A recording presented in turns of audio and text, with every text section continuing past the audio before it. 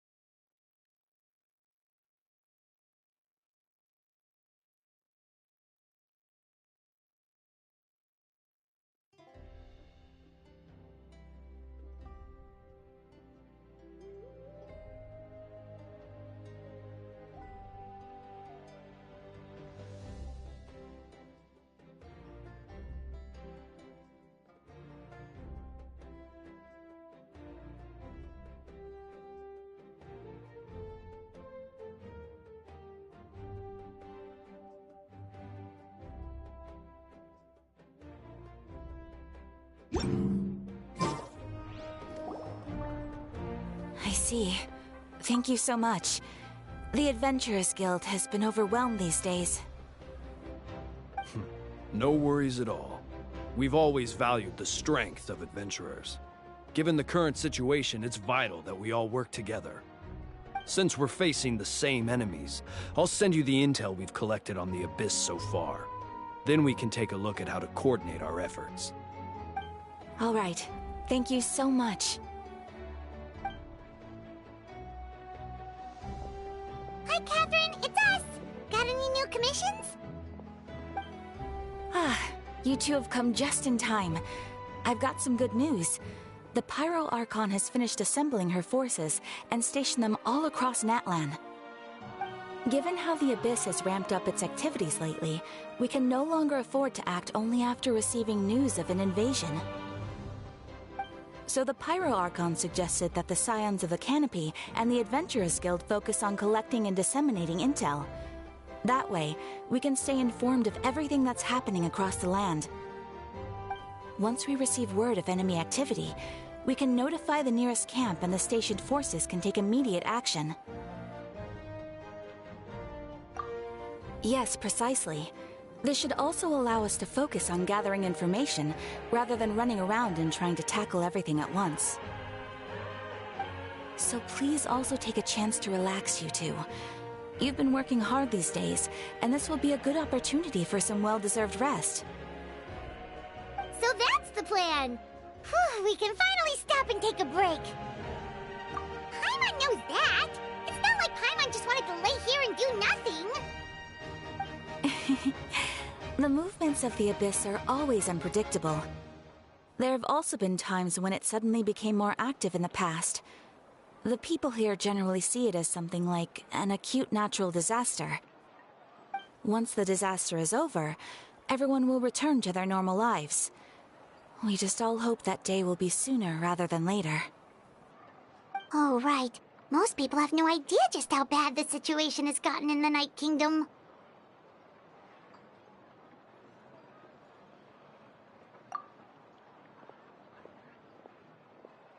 Oh, hey, Kachina! Are you feeling better now?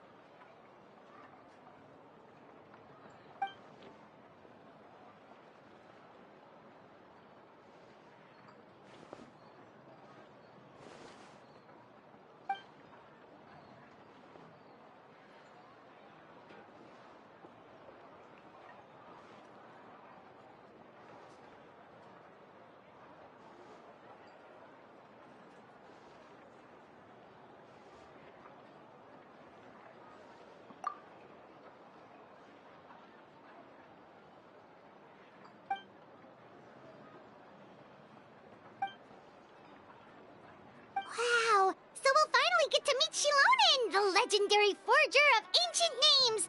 Paimon still can't believe anyone could forge those things.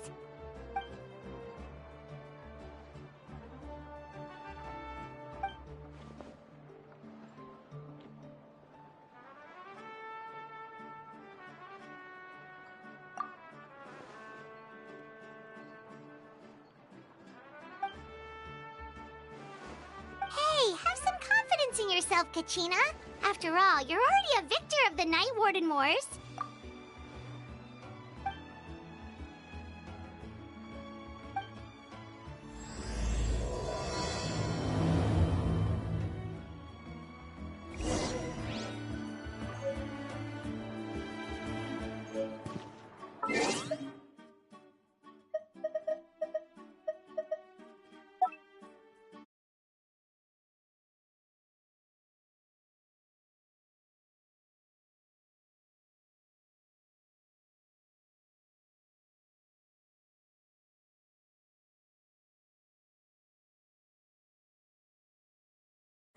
The scribe's work is similar.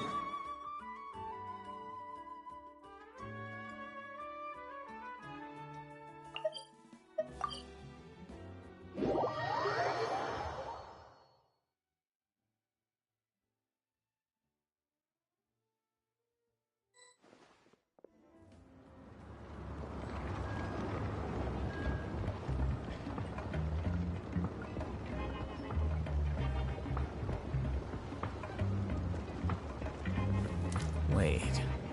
Huh? No. Whatever. Failure is just a step on the path to glory.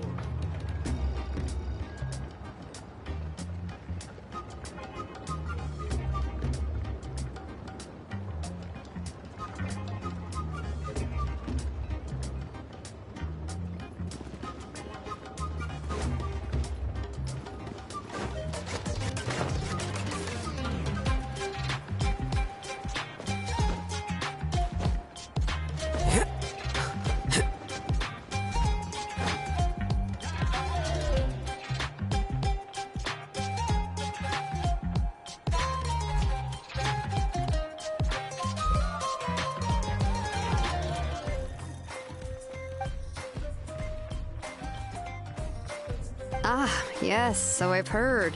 So young, and yet you've already got quite the reputation. Wait, are you Outlanders?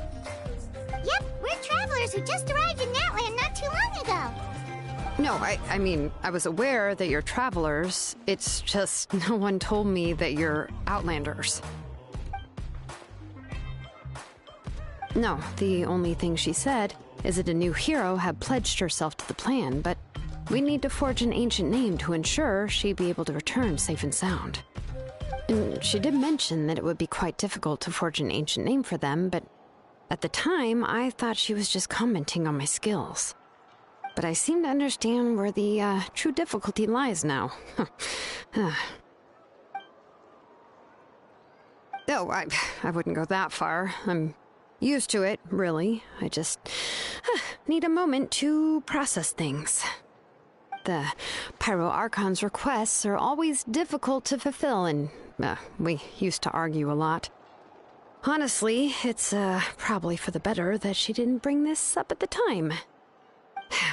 Anyway, I can't argue with her if she isn't here, and it'd be pointless to take my anger out on someone else. But, just because I understand her rationale doesn't make me any less upset, after all. She must have known that forging an ancient name for an Outlander is an impossible task. It's impossible? As you probably know, an ancient name is a symbol of a hero's spirit and glory, which grows even richer and heavier as generations of successors inherit it. We forge ancient names by engraving the heroic deeds of an individual who will become the first hero of that particular name.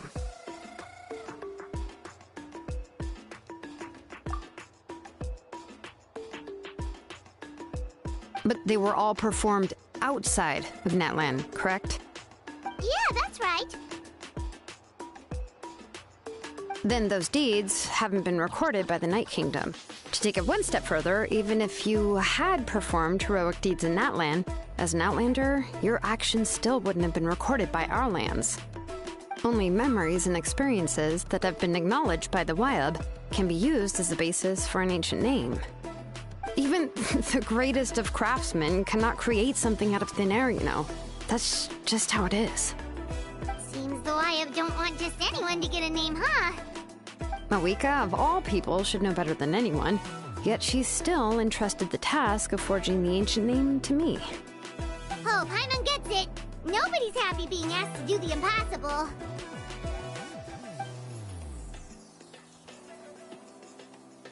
Ugh, don't remind me. Let's just focus on how we can pull this off. How to achieve the impossible. You mean you're already willing to accept the task? Well, what else can I do? What's happened is already done, and it's not like I can outright defy the order of my Archon. If she gave me this order, then she believes the ancient name is an indispensable part of her plan, and that I'll be able to find a way to make it happen. In other words, the order is an affirmation of my abilities. Oh, not only has she accepted the task, but now she's looking for silver linings?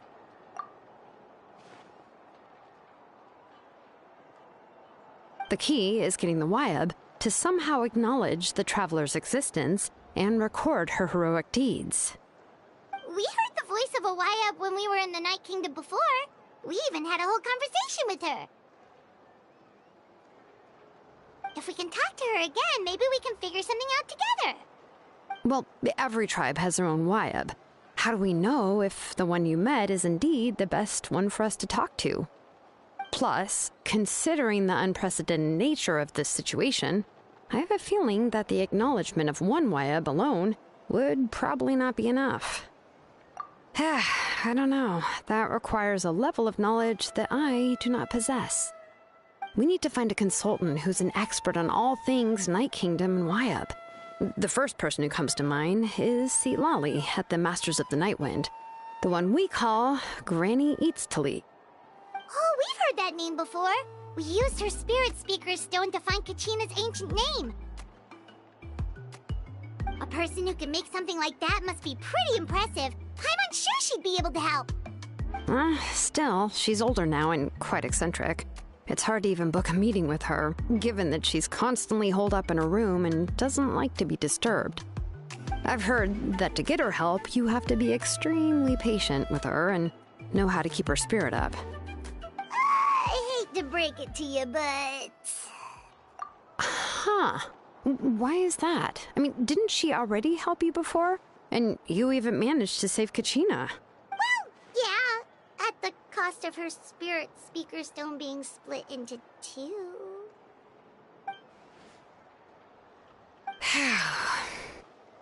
Great going, Moeka. We're already off to a rocky start here.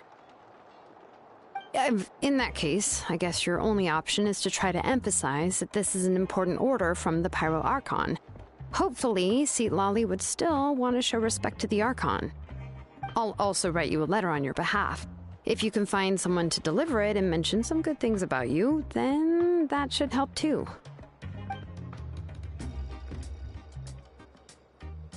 Paimon sure hopes a Hal won't interrupt when he's talking, though.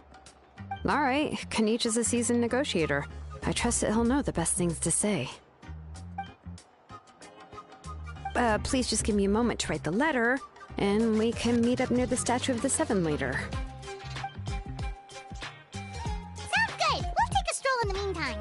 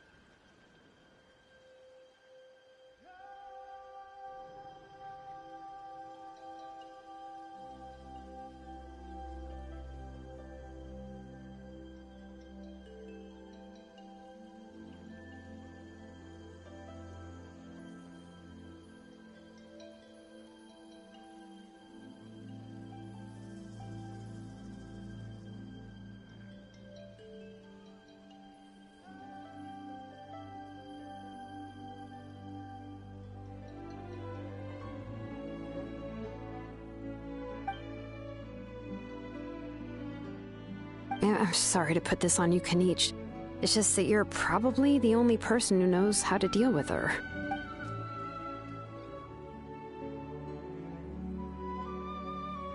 Oh, wait, so Kachina and the Traveler also know about the plan?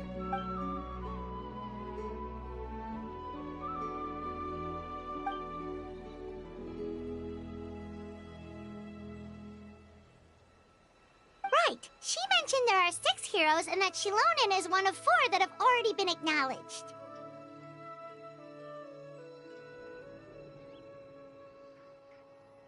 Oh, well, then I suppose there's no need to keep any secrets between us. Having companions walk by your side is perhaps the best solace when facing such a bleak reality.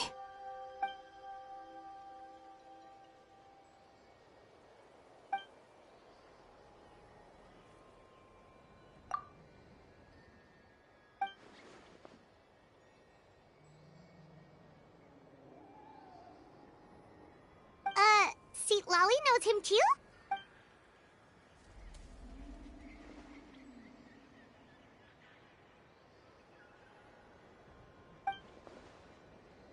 Given how the Masters of the Nightwind love to babble about dreams and revelations, they're already a pretty strange bunch to most. I've never met Auroran, but if they consider him the odd one, he's got to be pretty far out there.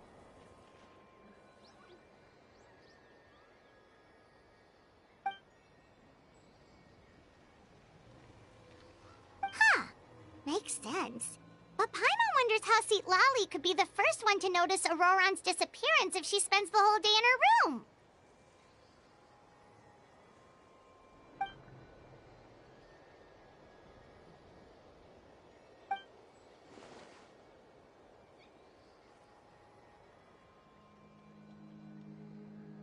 Oh, so if I'm following, you mean we'll help her investigate Auroran and the captain's whereabouts?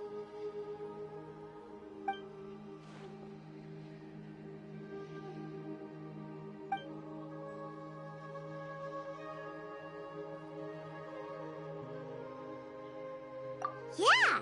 Plus, we kinda owe her one anyway to make up for breaking the spirit speakers down.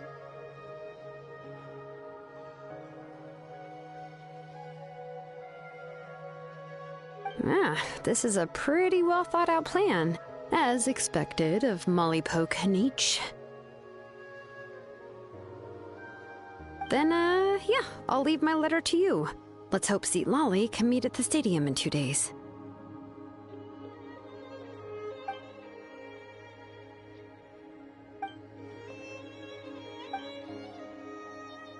Okay, then let's part ways for now. I'll see you in a couple of days.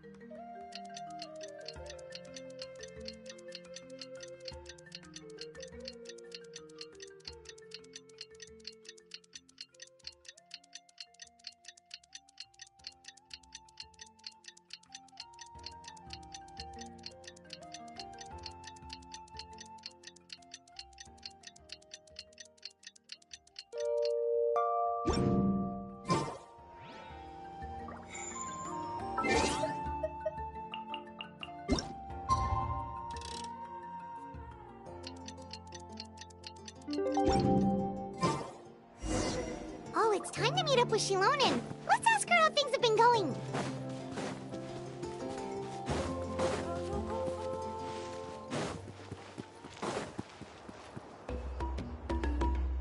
Hey, Shilonen, how's everything going? Oh, hi, Traveler and Paimon. I have, bad news. Seat Lolly did not reply to our request, although I suppose I'm not too surprised. Huh? You mean she didn't even bother to give Kanich a response? Guess she really does have quite the ego then. Yeah, well, she can be also quite eccentric, though she's one of the most gifted people around. Even the Masters of the Nightwind often struggle to work with her. My guess is that she probably has other reasons for not deigning us with a response. But let's go to the stadium and see if we can meet her there. If we do get a chance to talk to her in person, we can still try to work something out. That's true. Let's go!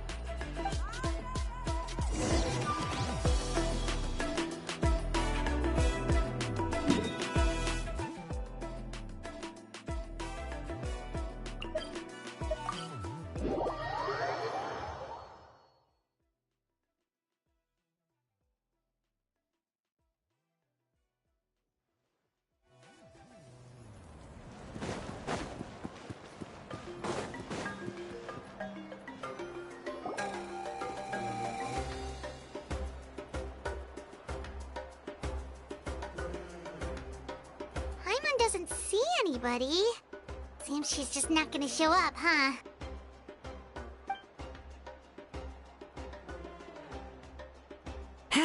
Well, we tried to be as considerate as we could, but she's under no obligation to help. That might be true, but this is still a request from the Pyro Archon, right? Shouldn't a subject always answer the call of their Archon? A subject? Well, if you ask me, I'd say we're all more like friends with the Archon. Yes, Mawika is our leader, but that doesn't mean there's any kind of tall barrier between us and her. The only thing is that she often has very high expectations of us. Huh. So even though she's super powerful, it sounds like she's actually pretty down to earth and easy to get along with. Unlike that old hag Granny Eachtley, right? Does she think she can ignore us just because she's famous? You all talk about her like she's some kind of huge deal, but she didn't even bother to reply to our letter! Seriously, if she didn't want to come, she could at least let us know. If that's what aging does to you, Paimon never wants to get old. Oh, really? So, that's how you see me? Huh? Who's there? Who's talking next to Paimon? Oh, don't mind me. I'm just a disgruntled old hag, right? Come on, relax. I'm sure my bark's worse than my bite. Huh? See, Lolly. Wait, you're Seat Lolly? You're Granny Eachtley? Yes, Granny Eastly. But emphasis on Eastly, not Granny. You must know this trope from light novels, surely. They use it all the time. The young man who's actually the oldest person in the room. The girl next door who turns out to be a seasoned veteran. The wise sage who looks like a little kid. Oh, wipe that look off your face! You've seriously never seen an older lady that doesn't look her age? Okay, well, don't go thinking it's a trick either. See? I'm barely wearing any makeup. Did I forget to mention, she's called Granny, but she's actually pretty young. It was an honest mistake. I guess we've just gotten used to it. I'm sorry. So, how old are you actually? What? How dare you?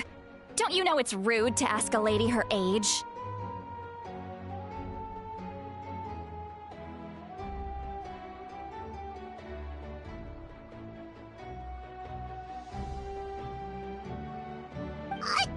Paimon really didn't mean to offend you, it's just that... your case seems really unique. Oh, Paimon just wanted to apologize, but now she's putting more and more of her foot in her mouth. Really, Paimon just got a little mad since we thought, well, you were gonna leave us out to dry. It was my idea to invite you here, Seat Lolly. So if you're upset, you can just take it out on me. All right. I was only joking. I didn't mean to chastise anyone. There's really no need to take all this so seriously. If anything, I'm gonna feel awkward if we keep this going. I received Kenichi's letter and was planning to attend this meeting. Since I had already decided to come, I figured there was no need to draft a reply that simply said, "Understood." Besides, just showing up is the most important part, no? But, of course... It's also natural for people to get held up by one thing or another as they're trying to leave the house. It certainly was a bit awkward to see that everyone else had arrived before me.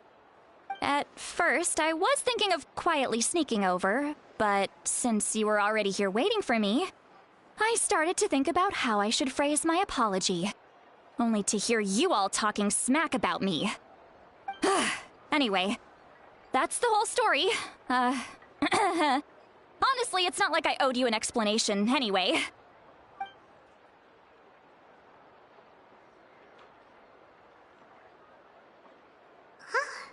What's with that expression? Was she feeling embarrassed just now?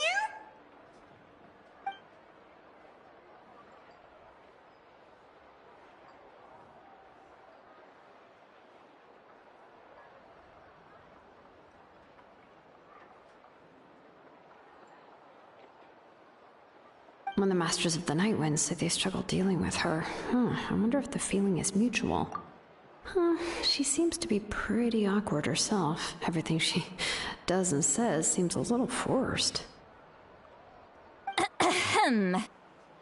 Anyway, Shilonen, I heard that you require my help in crafting an ancient name. Correct. The situation isn't like anything we've handled before. Let me explain.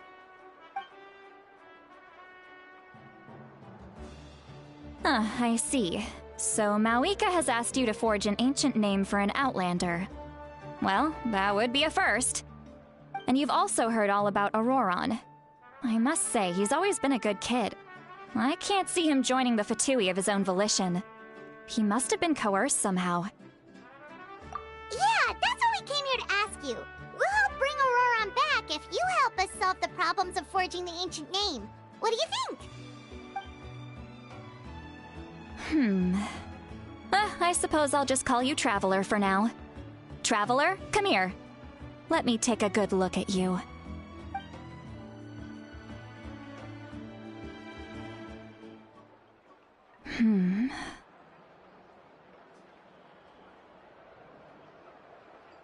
Wealth leads to unending conflicts between people. Yet you alone transcend the value of gold. Baleful thunder and wrathful waves bring terror to mortal hearts. Yet again and again, you've braved them to find new worlds. O weary yet free soul, even the most verdant leaf in the forest will pray for your happiness and safe passage. Those are all the things that I could see in you. You've experienced far more than even most mortals could dream of. You possess the heart of a sincere hero, along with the conviction to lift a torch above your head and walk headlong into the night. Huh? Don't move. There's something here. Huh? What thing? Don't scare Paimon. Is the Traveler gonna be okay? Shoo! That should do it. You've just returned from the Night Kingdom, so some fragments of souls were still stuck to your body. No need to worry. I've just cleared out the last of them.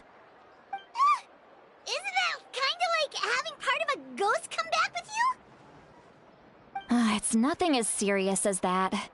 If left unattended, the most it could do is stir up some chaos in your mind, and generally worsen your mood.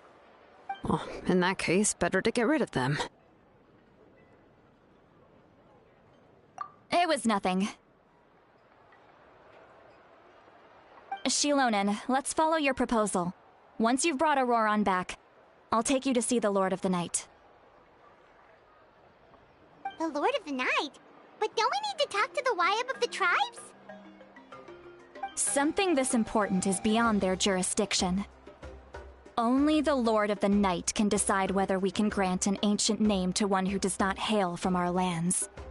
The Lord of the Night is an ancient entity that rules over the entire Night Kingdom, constantly borrowing the power of the sacred flame to combat corrosion from the abyss.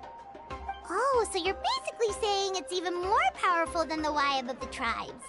Well, that sort of makes sense, being the Lord of the entire Night Kingdom and all. Not exactly. It's not so much that one's more powerful than the other. But never mind. That's not important. It would take too much time to explain. Just listen carefully to what I'm about to tell you. The Lord of the Night is currently in a deep slumber, and we can only communicate with its consciousness while in a trance. In other words, in a dream. But I will need to prepare a few more things if we are to hold a ceremony to achieve the state of the trance. I'll make a list. Can any of you get everything for me? I can go. It'll probably be a long list, so better leave it to someone who knows all the local vendors. Sounds good. Then we'll go with St. Lolly to track down Auroron.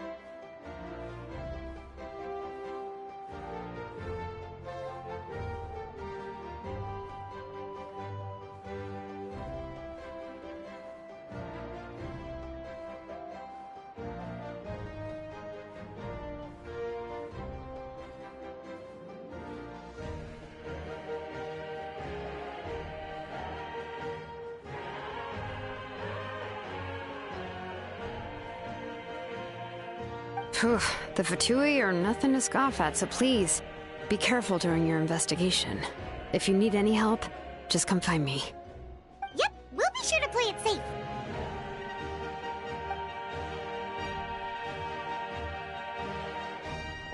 All right, now it's time for us to catch that brat and bring him back. I'm sorry I made you wait earlier. It was actually because I decided to swing by Auroron's place to look for clues.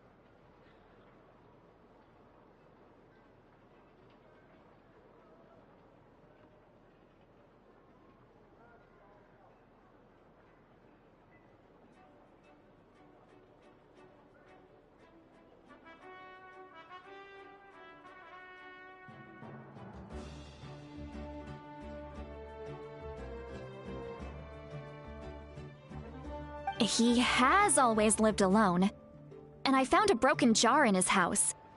There was also something off about his phlogiston aphids, which I assume is because their keeper has been gone for quite some time. And interestingly enough, I saw some slash marks in the house that did not match any of our local weapons. My guess is they were left by Snezhnayan arms. Oh, sounds like the Fatui broke into his house and took him hostage. But why would they kidnap a kid who just spends his days living in the country and raising aphids? He's only in his 20s. What would they want with him? That's not to say that I believe he's totally innocent, of course. Since he's the only one who was kidnapped out of everyone in Natlan, he must have done something to attract their attention. In any case, we'll get to the bottom of this once we manage to get him back here. I'm truly sorry to put you two through all this trouble with me. But please help me get him back. You can count on us! All right, then let's start by heading to where Auroron was seen last.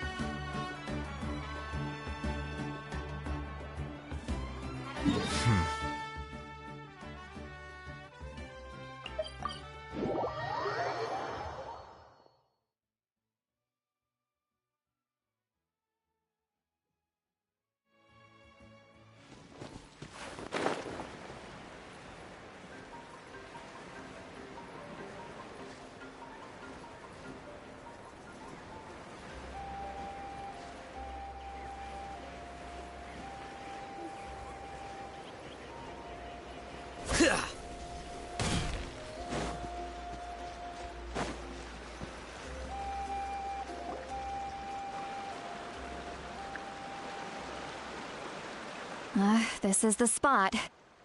An eyewitness claimed to have seen Auroron speaking to some Fatui soldiers here. I don't know how much you're willing to believe me, but Auroron really is a good kid. I see no reason why he'd suddenly get involved with the Fatui. I'm convinced that what the witnesses saw was actually the Fatui coercing him, or perhaps trying to extract information. However, I doubt anyone would believe me, given there are no signs of a fight. Didn't Kanich say that she's a big name in Natlan? Feels kinda weird to see her so frustrated and helpless like this. Auroron?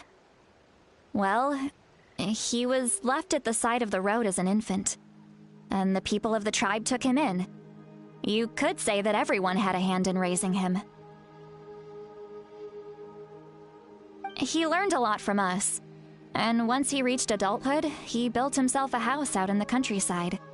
He spends most of his days growing vegetables and raising aphids, living off of what he harvests from the garden. He's always been such a good kid. He would even get his friends to deliver whole bags of fresh produce to my place.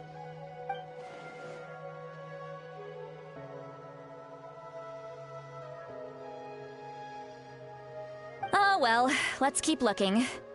He can answer all of our questions once we find him. He's been raising phlogiston aphids for a long time, and since they were disturbed, they secreted a special type of phlogiston. We can use that substance to track his movements. Let's follow the phlogiston trail. Huh? What trail? Paimon doesn't see anything. Oh, right. I forgot your eyes don't naturally perceive such things. Here, give me your hand.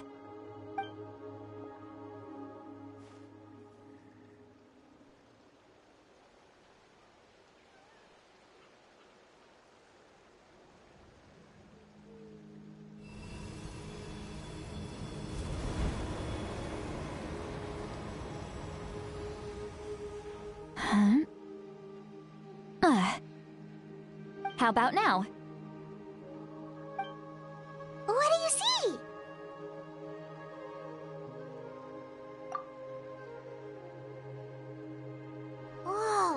can see it now too! That's right. I used a spell to temporarily transfer a portion of my senses to you. For a short while, you'll be able to see the phlogiston too. Wow, you can even share your senses with us? First time Paimon's heard anything like that. It requires a very rare spell that most people aren't adept at. But don't worry, it's a cinch for me. Between the two of you, it seems the Traveler's senses are a bit stronger than Paimon's. When I held your hand just now, I could sense that you've got a great affinity for phlogiston. You're extraordinarily gifted. Anyway, we'll need to use our vision now to track down Auroron. Good luck, you two. Over here, this way! See, Lolly might say a lot of deep and confusing stuff, but this spell of hers is really something. What was that? Oh, Paimon was just complimenting you. Really?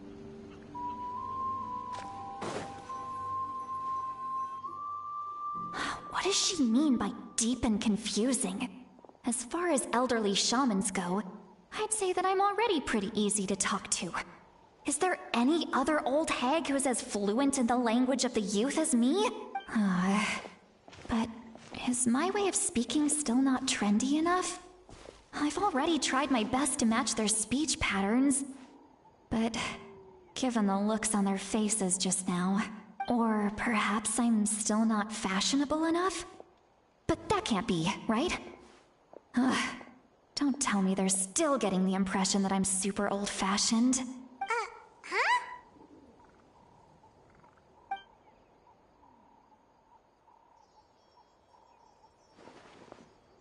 Was that St. Lolly's voice?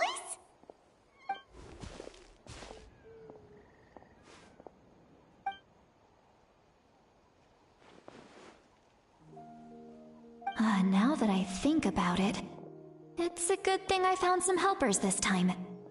Some things are best done with the help of friends.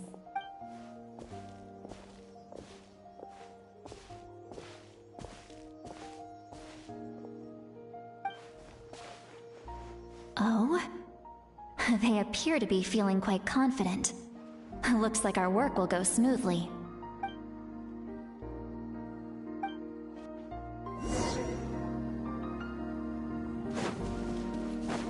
Hey, looks like there's a new camp over there.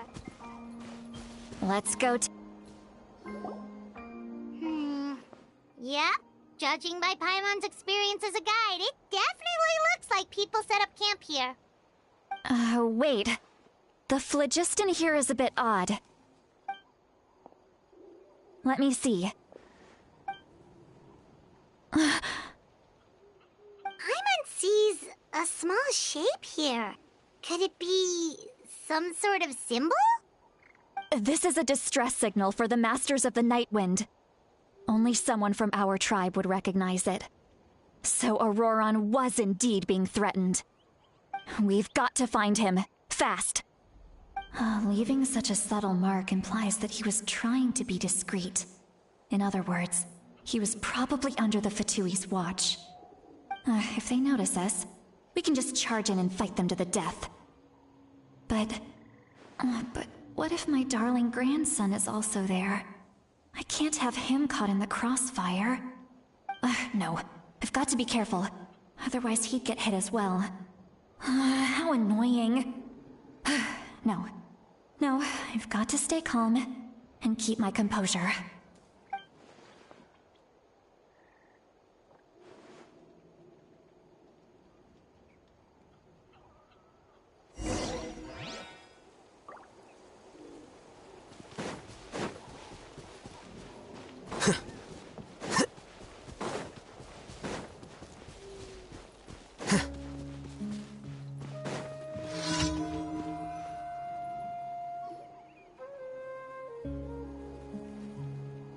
There are traces of people staying here too.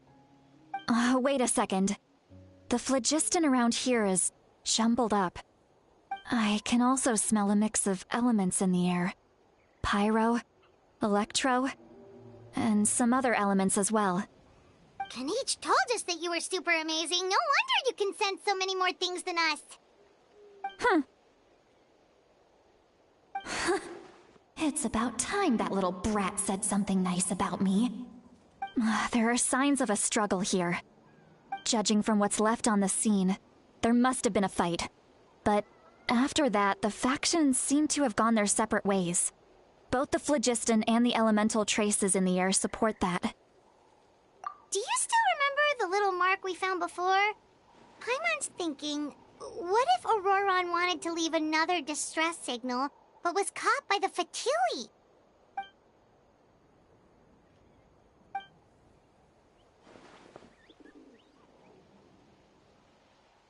Given there are 2 signals leading from here, we should split up as well. I'll take this direction, and leave the other one to you. Let's meet up again later.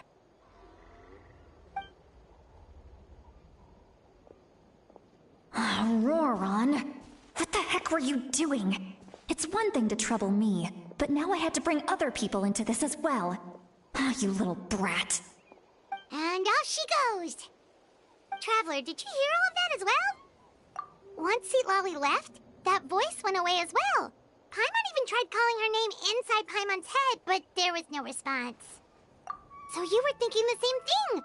Paimon also thought that if we could hear what she was thinking, then she could probably also hear what we were thinking in our heads. She did say that she was quite adept at this spell, and it doesn't sound like she's had any trouble with it in the past. Huh, maybe we're a special case and can hear her thoughts as a side effect. If you think about it, she's really got a lively inner world. It paints quite a different picture from Paimon's first impression of her.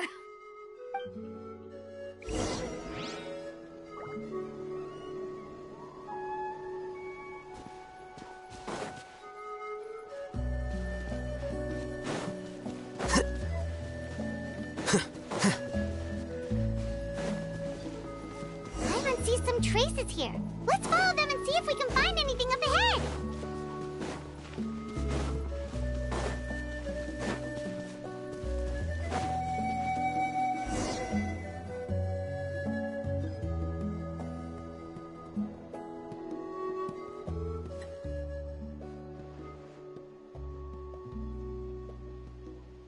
Did you find something? Huh. So we can't tell where Auroron might have gone from here. That's weird. The phlogiston trail suddenly stops. We can't make anything of these footprints either.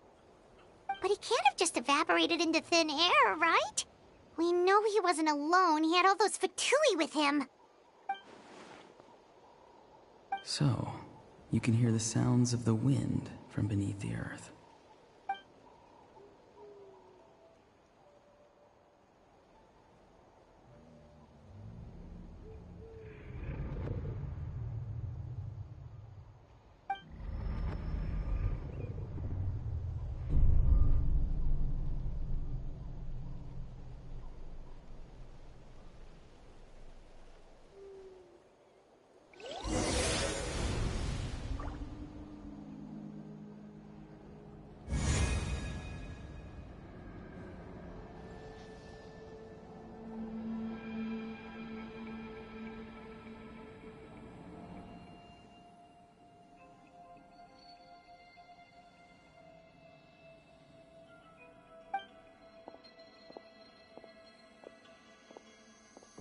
I'm very sorry, but please do not move.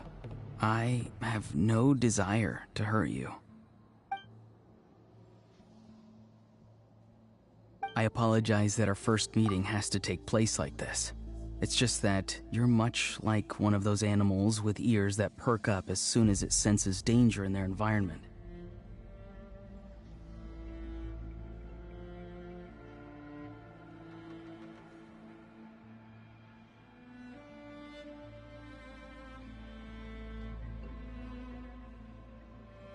And given your combat proficiency, I would not have been able to gain an advantage over you if you were anywhere else in the world. However, you're now in the Night Kingdom, a familiar domain to the Masters of the Night Wind. Hello, traveler. I'm Auroron, the one you've been searching for. Ah, The Fatui's custody. I see. So even Granny has told you that I was coerced by the Fatui. I'm afraid you've been brought here by a lie, like a false omen in the lingering smoke. My friend and I only left those traces to lure you here. Deceiving you was never our true intent, however. It was simply the fastest and most feasible way for us to set up a meeting. Greetings, traveler from afar. Be careful with this traveler. Her soul is temporarily restrained by us, and it appears to have become more fragile in the process. It's taking all my concentration to hold on to her.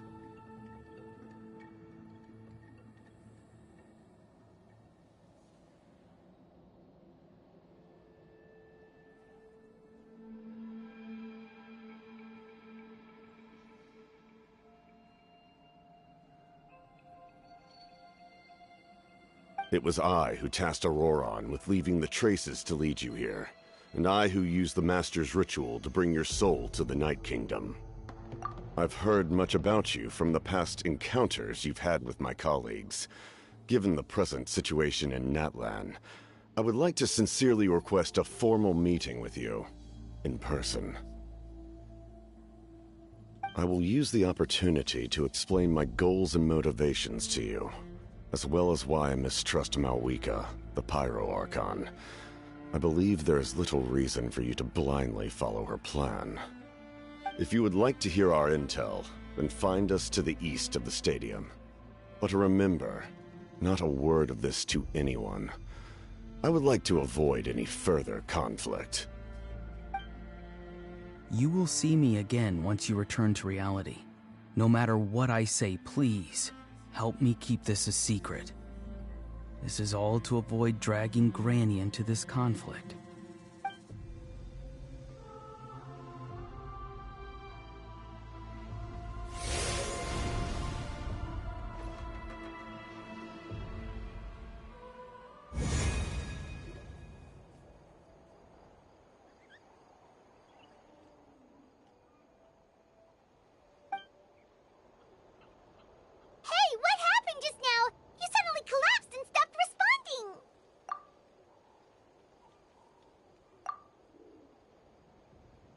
Hey, why are you sitting on the ground?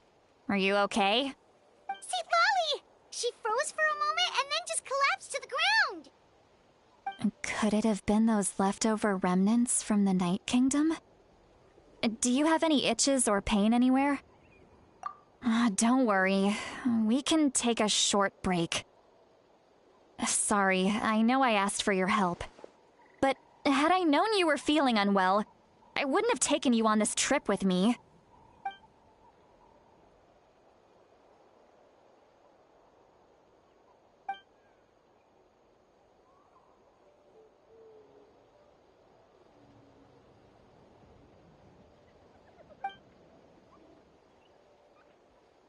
If you're feeling sick, you should just say so. See, Lolly should be able to, exorcise any ghosts or weird stuff that you picked up in the Night Kingdom. A seasoned traveler must know the importance of not pushing yourself beyond your limit. If you need anything from me, just say the word. In any case, let's take a bit more time to rest now.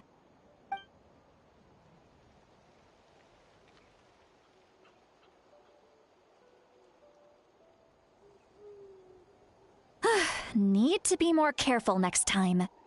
Feeling better yet, Traveler? All right, let's get ready. I followed my phlogiston trail earlier to a stronghold guarded by soldiers. I have a feeling that Auroron is probably being held inside. Oh, so it's close by. Then let's head over right away. Well, I recruited you to be my helper, which means we're in this together. Like the wind and the clouds. We either move as one or not at all. But if you want to make it up to me, then just be sure to fight extra hard when the time comes.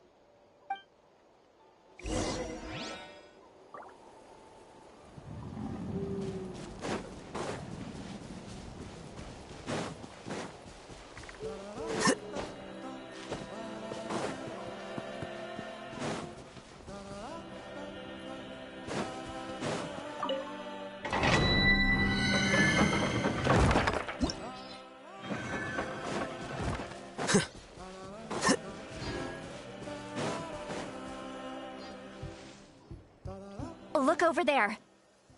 Huh? Paimon thinks she sees someone in the middle of the camp. That's Auroron. So he really was taken by the Fatui.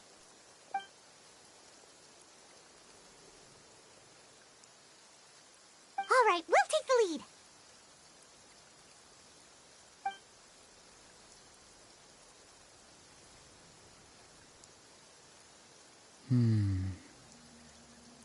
Hey, quit daydreaming. Don't you have work to do? I cannot see the sun. What? Without the sun, I cannot see the truth. You are currently blocking the light, so I must beseech you to move aside. Huh? Okay, Mr. Philosopher. That's enough mumbo-jumbo. Wow. I'm going to rip that guy's head right off. See, Lolly's struggling to control her temper now. Are you ready? Let's go kick their butts. On my count. 3, 2, 1! You're still trying to resist? You've got no idea who you're up against. Put your back into this quickly. Spratt! Let go. Give me a go. Yeah.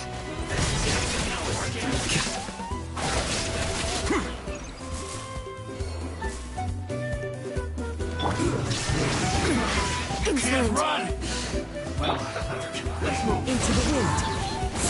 Fallen leaves, adorn my night, one with nature.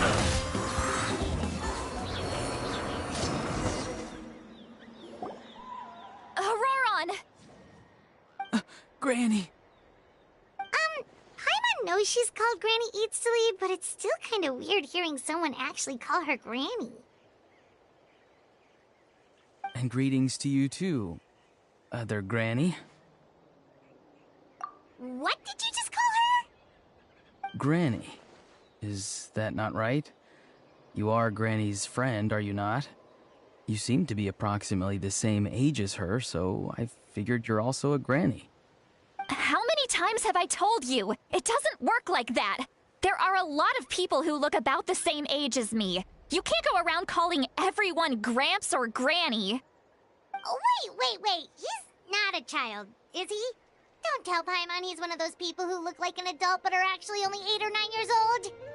Oh, your words have pierced my heart like a thorned vine. Given how hard those thorns are to remove, I may just need to find a pair of tweezers. Why are you so upset? You can just say yes or no. Of course I'm not a child. It's just, Granny always taught me to show gratitude where it's due. And since the Masters of the Night Wind raised me collectively, I basically see everyone above a certain age as an elder I should look up to.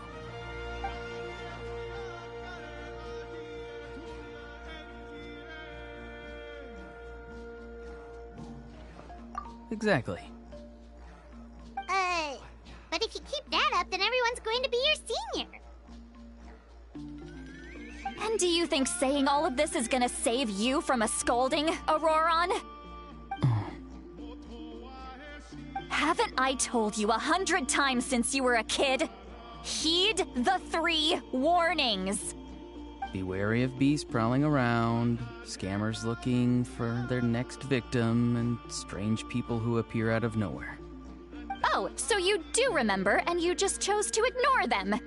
I always knew that living on your own was going to get you into trouble sooner or later. But getting kidnapped? That really takes the cake. You won't always be able to rely on other people coming to your rescue, you know. You're just lucky we got here when we did. Or we might be launching another search and rescue operation to find out where they put your severed head. I'm sorry, Granny. I'll be more careful next time. Next time? Oh, good one. You think there'll be a next time after this? Not a chance.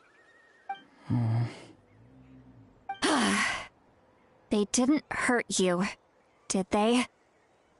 No, they just asked me a lot of questions about Natlan's terrain and made me draw a map of the ley line distribution. Okay, now answer me honestly. Were you the one who helped the captain escape after his battle with the Pyro Archon? Yes. So why did you do it? Because they said they would need my help from there on out. They also said that if I refused, they'd just come to you, Granny, and they'd already figured out a way to make you do their bidding. Hey! I'm no ordinary Granny! Would they really dare to come after me? And you! Did the gods give you a brain just for you to not use it? Did you really believe everything they said at face value, and not stop to think? Thankfully, the Pyro Archon only asked that we find the mysterious individual from the Masters of the Night Wind, and didn't slap your name on a wanted poster. Don't think for a second that she doesn't know what's happening. Even if the truth that you see will soon manifest into reality, there is still no need to preemptively panic. Have you forgotten the words that I've taught you? I'm sorry. Forget it. We can submit the details of this camp and the defeated Fatui as evidence of your innocence. Let's clean this place up and get back to the city. Auroron, you better remember this lesson well and seriously reflect on your actions. Also, once we return to the city, come to the speaker's chamber with me. I'll need you to explain everything. Sounds good. Should I bring some of my homegrown vegetables as well? Your vegetables? Yes. I grow a lot of fresh produce in my garden. I hope the Pyro Archon won't be too picky about the selection. Now's not the time to be thinking about that. If you do come face to face with the Pyro Archon, the first thing you should do is... Recite the 3 warnings. Huh? No! You should emphasize that you were not in cahoots with the Fatui! How exactly did the Masters raise this guy? Oh, right.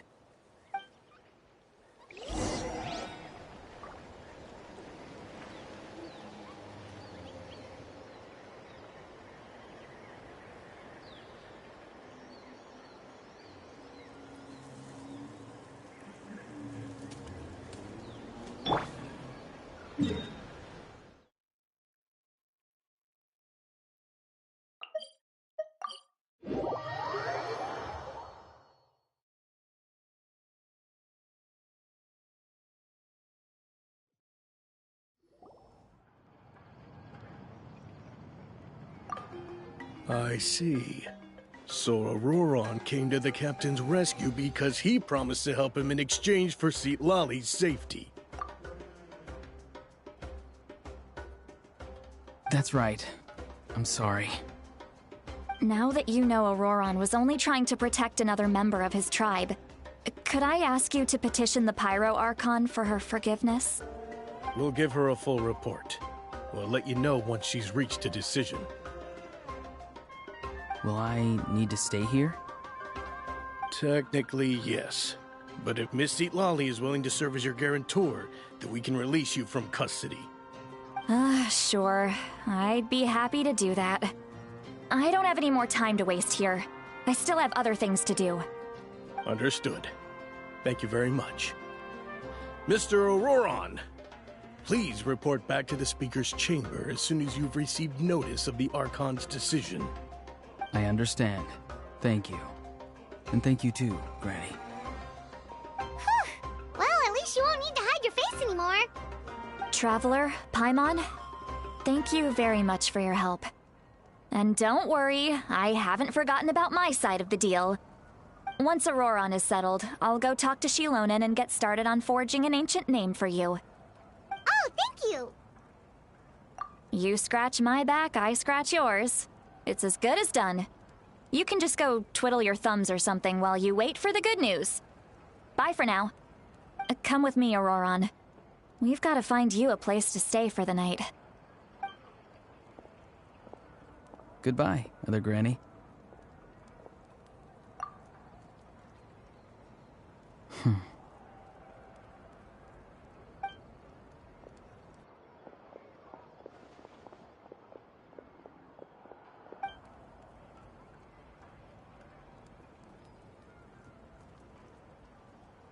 We're finally done. Alright, it's time to find some grub. Huh? What is it, Traveler? What? That captain? Sorry. Paimon just didn't see that coming. So you really saw him in the Night Kingdom? And he didn't attack you? Oh, that Auroron, what is he up to? He sounded earnest enough just now. Paimon would have never guessed anything was happening. All that stuff about protecting Seat Lally and being forced to help the Fatui, when he's actually been a willing accomplice all along. Yeah, you're right. Still, Paimon appreciates you telling her about this. Paimon will support your choice no matter what, so if you want to go, we can go together. We still have another whole day before the meeting, so we'll just meet with them when the time comes.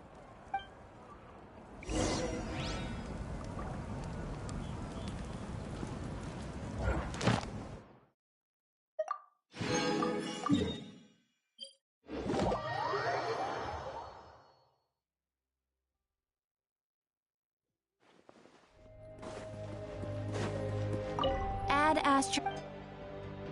Thank you for Add Astro.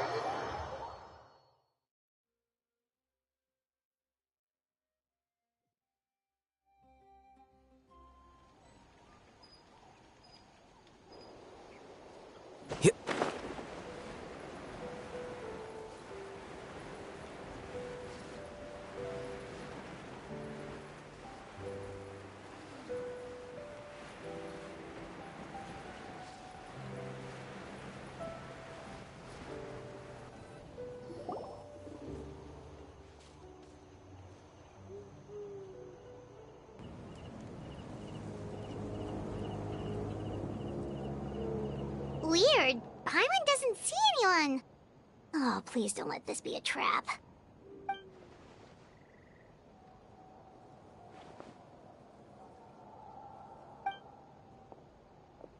What was that? Good evening. Nice to see you again.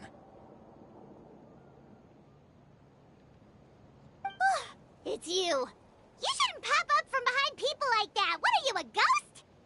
I'm terribly sorry. It's just a force of habit.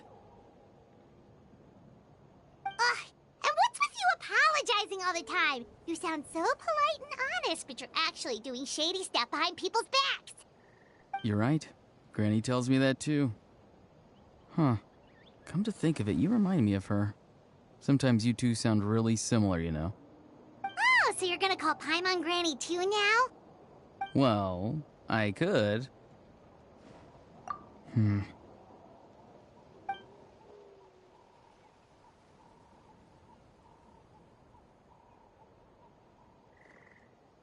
It's all clear. Over to you. Excellent. The fact that you showed up proves that I was right about your character. Yet, there's been a lot of talk about you. Child told me that you're passionate about the unknown and willing to take risks. Rather than facing you as an enemy, I would much prefer to bring you to my side. If we allow the current state of things to continue, we will inevitably clash, and that's a scenario that I'd very much like to avoid. I've long heard of your exploits across the nations. Though you have crossed swords with my colleagues many times, I know that you are by no means an unreasonable person. And once you've learned the truth that the Pyro Archon Malwika would never willingly share with you, you may just find it in your heart to consider my proposal. I assume you've already been informed of the Pyro Archon's plan. In order to defeat the Abyss and save Natlan, she still needs 2 more heroes to appear. Wait, how did you know that? Never mind. Guess that's not important now. I've long kept a close eye on her plan. To be frank, it's an exceedingly risky plan. Will the heroes really appear? And even if they come to her, will their power be enough to drive the Abyss back? If any part of the plan goes awry, all of Natlan, even all of Teyvat, will pay for her mistakes. Now, you may have been led to believe that this is the only plan available to her. But what if I told you she's had another emergency plan all along, the details of which she has chosen to keep hidden from you? An emergency plan? Yes. A way to keep Natlan intact, even if her original plan fails. But given the painful cost of its execution, she has chosen to keep it as a mere backup plan.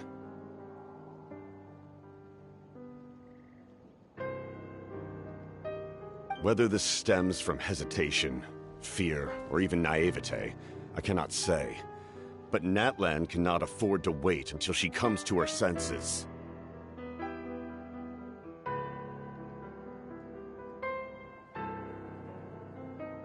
My fear is that given the enormity of the decision, she will be reluctant to confront the dire reality we face until it is too late. There will be no time left to execute the backup plan, and all of Natlan will be lost to the Abyss.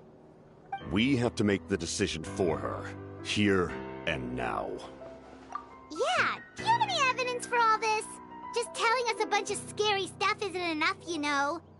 Besides, wasn't it you who tried to seize the Gnosis for the Tsaritsa's plan?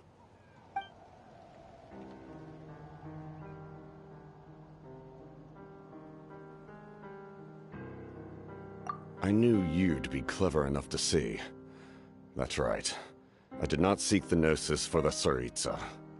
Since I was defeated in battle, I must put to rest my thoughts about the Gnosis. But even so, my desire to save Natlan remains unchanged. And now, I have found a new way to solve the crisis. We can implement it immediately if we reach an agreement.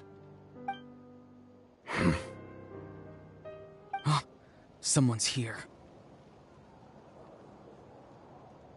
Huh? The captain disappeared! Something is rapidly approaching. Oh no. Something? Bad news, chump! It's your granny! See, Lolly? When did you get here? I knew something was amiss after we were separated. Hidden ceremonial tools, an unconscious traveler. I must say, I'm very curious about what you're up to. How dare you go behind our backs like this, Auroron? Colluding with the Fatui? Really? Oh, here we go again.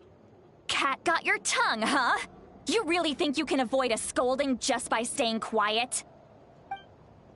I'm not trying to avoid anything. Oh, and now you're talking back. Well, go on then. Explain yourself. What the heck are you up to? I'm sorry, Granny. I feel so guilty. You! That's it! Where are my tools? I swear if I don't teach you a lesson right here and now, I'll... Wait, Lolly! Please, calm down. We, still learned a lot of info, didn't we? Like the fact that the captain isn't trying to seize the Gnosis anymore. So, maybe just save the scolding for later, okay? Listen well, Auroron. You're only getting out of this now because of the Traveler's plea. This isn't over. You hear me? You're right, Traveler. Let's go. We can discuss this more back in the city. You two keep an eye on Auroron for me, okay?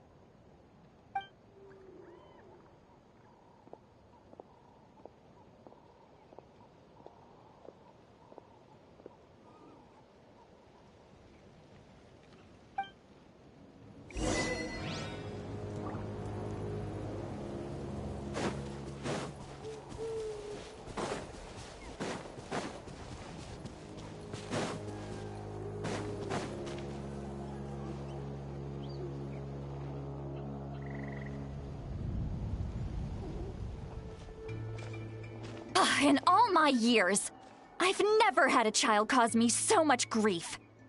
Do you seriously not see what's at stake here? You've got a head on your shoulders, Auroron. Use it! Why did you help the captain? And I want the truth this time. No answer? Think you're being smart? Then let me ask a different question. What does the captain want? What is his purpose in Natlan? Really? You're just going to stonewall me?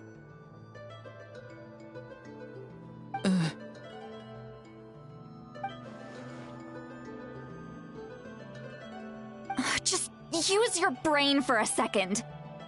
What do you possibly stand to gain by helping the captain? Only endless trouble awaits you and everyone in the tribe. You've always been a good kid. Why would you throw that all away now? If you're worried about something, just talk to me. Granny would much rather we had a conversation instead of constantly clashing like this. Why is he staring at us all of a sudden? I'm sorry that you have to hear all this. You're very kind. Most people would have fled by now. Not everyone can handle Granny's scolding. Oh? You dare gossip between yourselves instead of listening to me? You... Sorry, Granny. Sorry, Granny. Sorry, Granny. You know what? Fine. I'm perfectly aware that everything I say goes in one ear and out the other. You're all grown up now, so why would you listen to an old hag like me? You say all the right things, but then you go and completely ignore me! Well, if that's how you're going to treat me, you can stop sending Aoife over to my place to deliver your stupid vegetables! I don't need anything from you! Who's Aoife? A delivery person?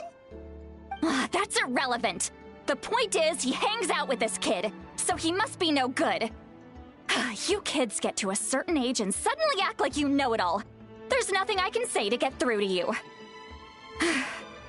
Auroron, if you're still thinking about that so-called duty, then please, just forget about it. The ley lines did not fall to this state because of you. And we've long closed the book on that incident. Seems they've started talking about some kind of tribal history. I'm starting to get lost. That's not it, Granny.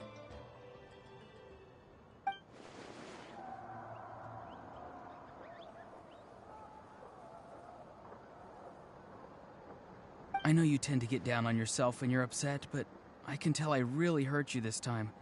All I can say is I'm sorry. His voice. Auroron! Where have you gone? It sounds like he's somewhere super far away, but isn't he right here in front of us? I'm really sorry. It's up to all of us to do everything we can to save Natlan. So I've got to go. Get back here this instant! Auroron! What is this? Powder from plant spores? Is that the trick he used? What just happened? How was he able to suddenly get so far away like that? It's a trick of his. If you grind spores into a powder and spray it in the air, it can be manipulated to create an illusion.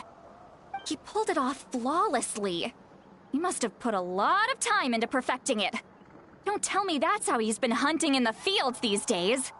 Oh, couldn't he have picked up something more useful? Little brat. That's it. The next time we meet, I'm definitely going to break his legs. Whoa, that's a little extreme. But still, why does he feel like he needs to run from us? If his goal is also to protect Natlan, then can't we work together? I'm sorry for interrupting your conversation with them earlier. But even if you'd been able to hear them out, There's no guarantee you would have gained anything substantial. Auroron probably did everything he could to get away because he knew I'd get the truth out of him sooner or later. Oh, that brat. I swear.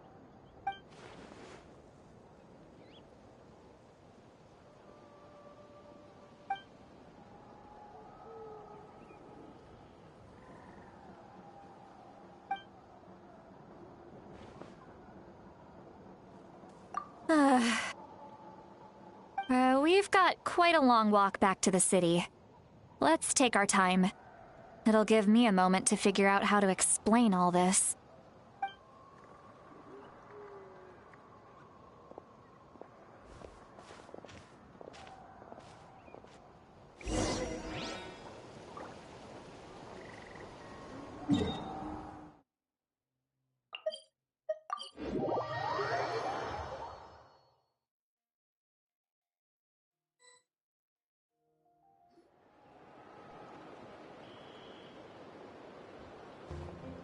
Do you two have some time? Feeling hungry? How about we get something to eat? All right, it's been a while since we last ate.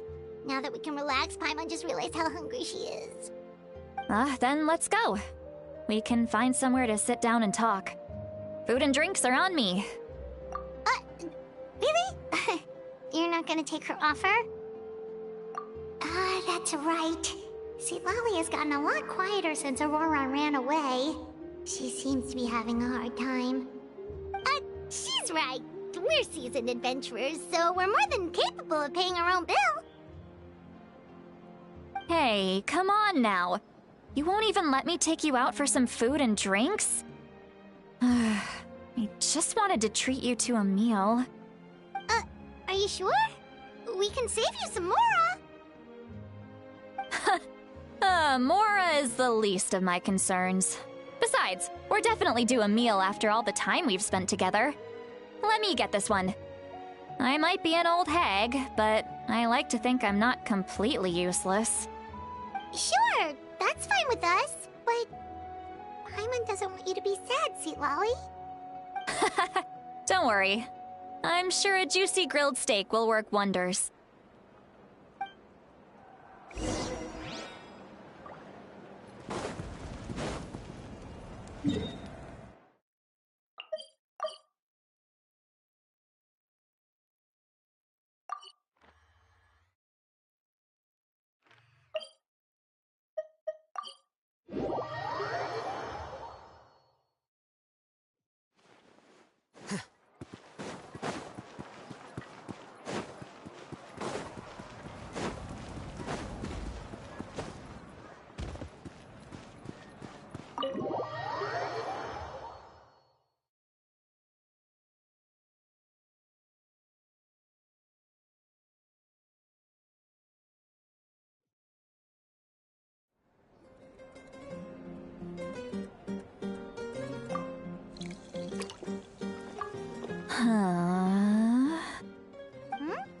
What are you looking at? Do you see two people standing by the door? They look like spitting images of each other. Are they twins?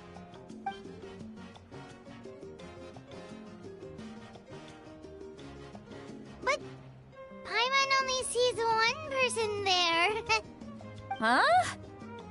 How could that be? I guess my mind isn't as sharp as it used to be. Give me another bottle, boss! Do you think she's drunk? There you go, miss. Oh my, it's not every day you get to see Granny Itzley here with some friends. Not to mention ones who've made a huge name for themselves recently. Oh, so you've heard of us? Of course I have. Aren't you the ones who saved Kachina and brought her back? No wonder you hit it off with Granny Sitlali. She wouldn't spend time with just anybody, you know.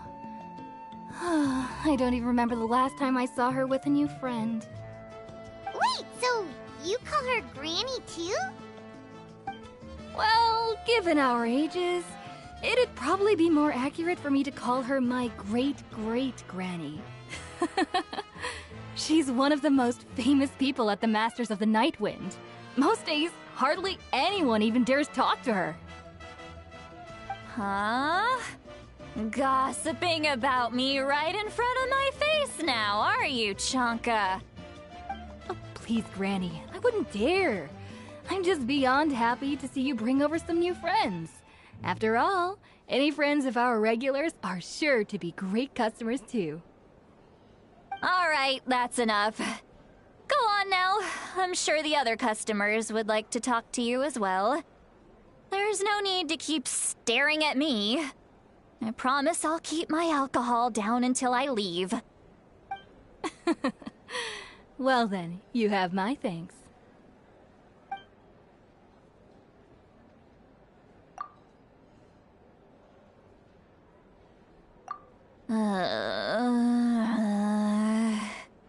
Seat Lally? Seat Lally? Who's that? You got some gall calling me by my first name. Let me guess. You want to test your skills against Granny Eatsley, don't ya? Are you still with us, Seat Lally? You're kinda talking to no one. You chumps come around here, picking fights with me? Well, you know what happens next. You lose, and then run off home to tell everyone about how I'm this big scary bully. It's always the same story. You brats start it, I finish it, and then I end up with the reputation of being some kind of terrible monster among the shamans. I mean, come on. Monster? Me? Really? What did I do to deserve that? Granny Seat Lally, you're not a monster at all. Exactly. And while we're at it, I'm not some lazy slacker either. Between meditation, advising the chief, and speaking with the Wyab, I actually have a pretty packed schedule, you know. Oh yeah. And I have to mentor all the new kids. Hey, new kid. Yeah, you. Don't play dumb. Didn't I teach you how to find phlogiston? You see? I know my stuff. I'm a good teacher. You tell him. That's more like it. About dang time someone showed me a little respect. Yeah, Granny's a hard worker, all right. You can always rely on old Granny.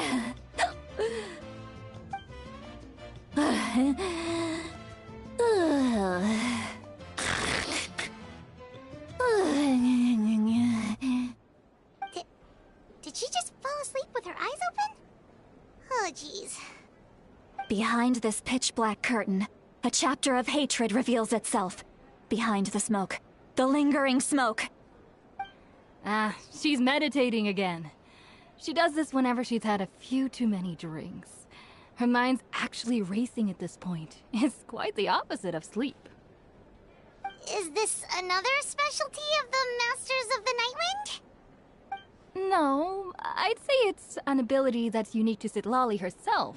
While she can easily pick up everyone else's skills and tricks, few have been able to master hers. Warning, warning. Red, the color of danger, has now arisen within that pair of eyes. Huh?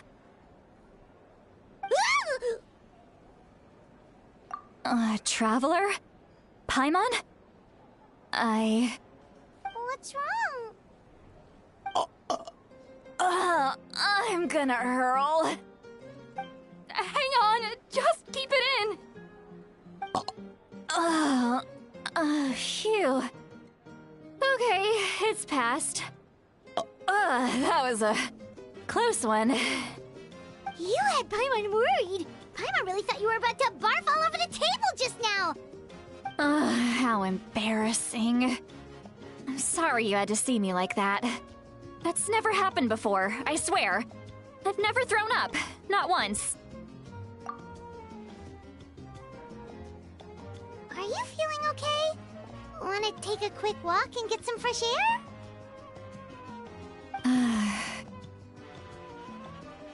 There's so much that I want to say, but I can't. Why not? Of course you can. Just say whatever's on your mind. Please, Paimon. It's not as simple as you think. We've only known each other for a few days, right? What would you think of me if I were to start dumping all of my complaints on you after we've only just met? Oh, Paimon gets it. You're hoping that we wouldn't think less of you no matter what you're about to say. No, that wasn't my point at all! Seriously, don't you youngsters know anything about shame? I'm talking about shame! I've lived all these years and still can't get rid of it! Surely, you know the feeling too? Actually, about that. Huh? Tell me what? Yeah, this is as good a time as any.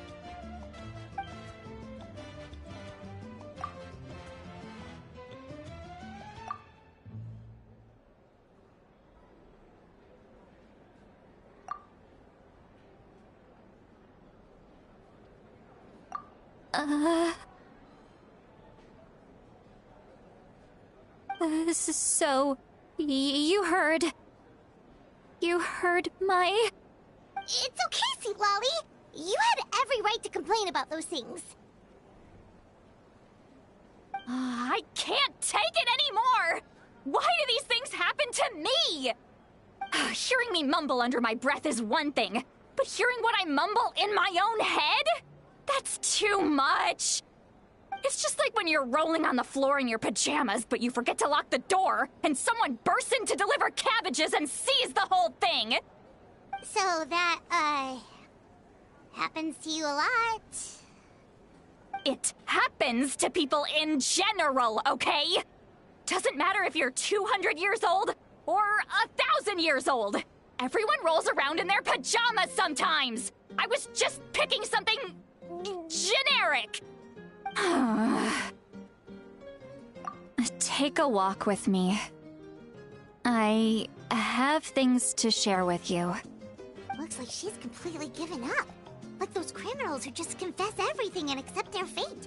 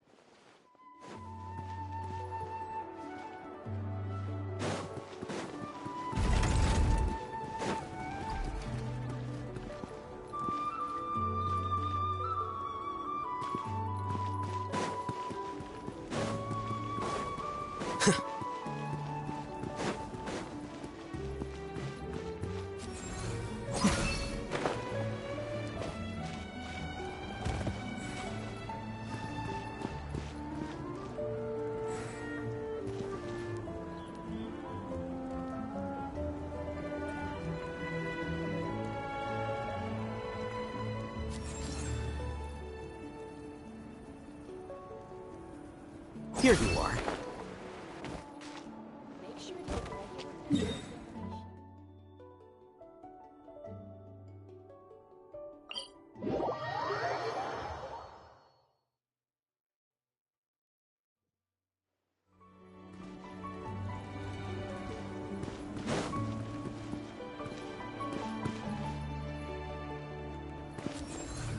Quicker.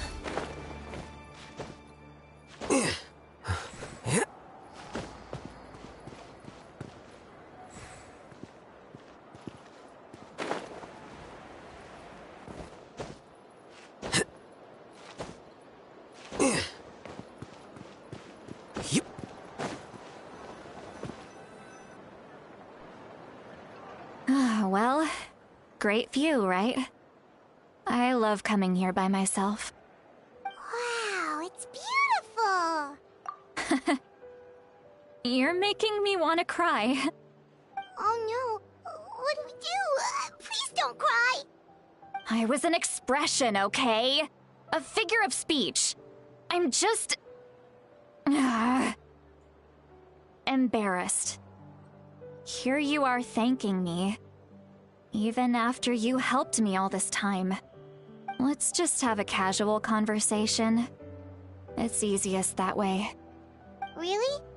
You don't seem like the kind of person who keeps things casual. Well, I guess I used to be more of a stickler for the rules. And you're right, I don't usually open up to the people of my tribe like this. I'm just an eccentric old hag to them. That story's been passed down so long, it might as well be true. But you're just a regular person. The kids of my tribe would have a heart attack if they heard you say that. Granny Eatsley is a powerful figure. Be careful around her. That's what they'd say. Well, you are powerful. Are they afraid of you? Some are. Others are mad I always come out on top. A few decades like that, and people stop knowing how to deal with you. What about you? Are you scared of me? We don't find you scary at all. Huh. That's because you're not from my tribe. You don't know how many delusions of grandeur I've destroyed just by existing. I make people realize that no matter how hard they work, they'll never become a living legend like me. Oh, not to brag or anything. Maybe it's hard to believe. Just pretend I never said anything. We believe you. Shilonen has full faith in your abilities, and Auroran didn't seem scared of you. He thinks of you as his granny, right? Yes, but Auroran's a special case. Mawika already told you about her plan. And you've given so much help to Auroran and me. You deserve to learn the full truth. Auroran's not like other people. As I mentioned, he was abandoned as a child. The reason being, his soul is incomplete. The Masters of the Nightwind view this as a bad omen, capable of bringing about illness and misfortune. No one knows who his parents were. He was just left on a rock in the wilderness. It's a miracle he wasn't devoured by some wild beast. The Masters of the Nightwind believe they can see human souls, and in Auroran's incomplete soul, they saw a possibility for Natlan. A possibility to turn Auroran into a vessel for lost souls. The ceremony would allow lost souls to gather within him. Auroran would then be sent to the Night Kingdom to return the souls to their rightful place, strengthening the ley lines and completing the ceremony. Wait, that doesn't sound right. Now you see the problem.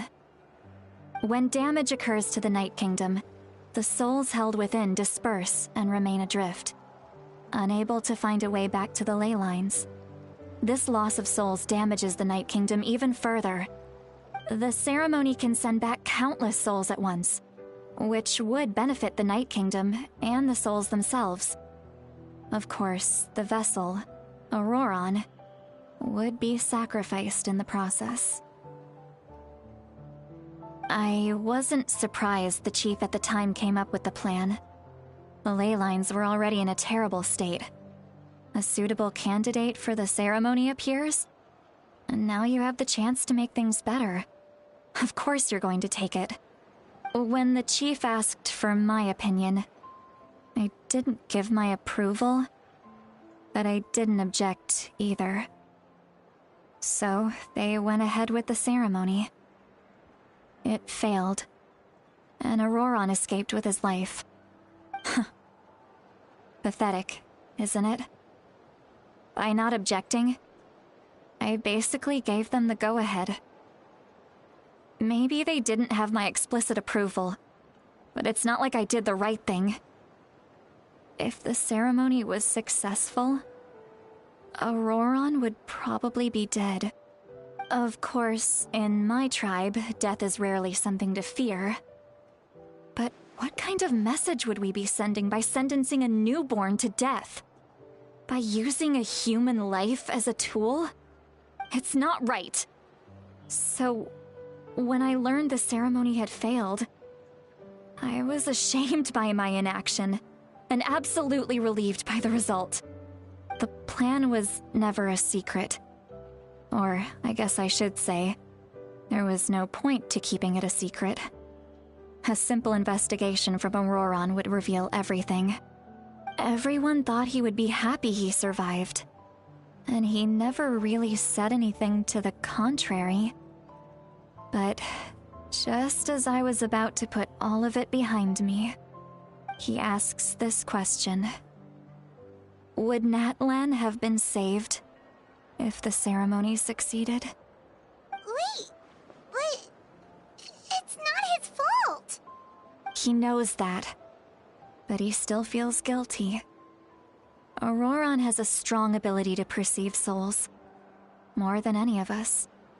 He understands just how dire the situation with ley lines has become.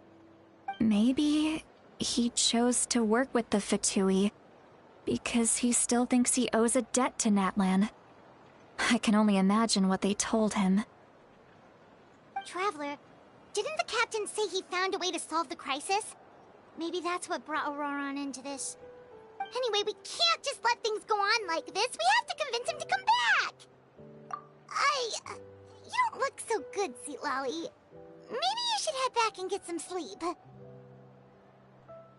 Probably drank too much. It's okay. The fresh air is doing me good. Okay. Forget that. I need to go home. I hit it a little too hard. You've helped me so much already. How do I even begin to thank you? Hey, we're friends, aren't we? Besides, you already said you owe us a favor, so you don't need to worry about us. Good point. Well, I'll go home and get some sleep. We can figure out our next move in the morning.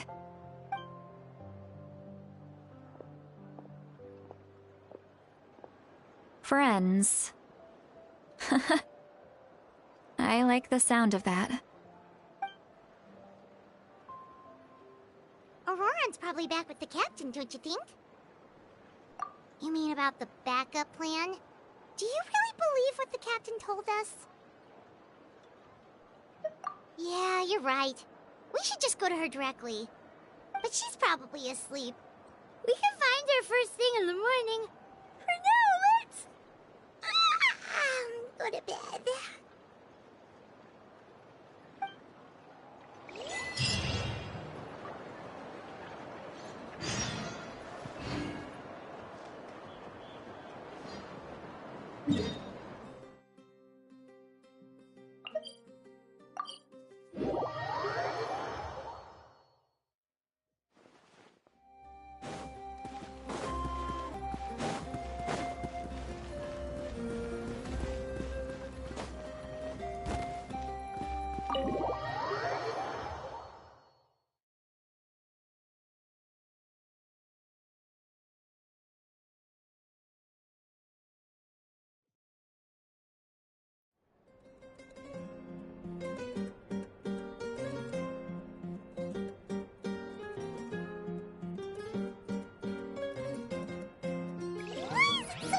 The outside. Paimon still haven't sleep. Well, guess we should see what's going on.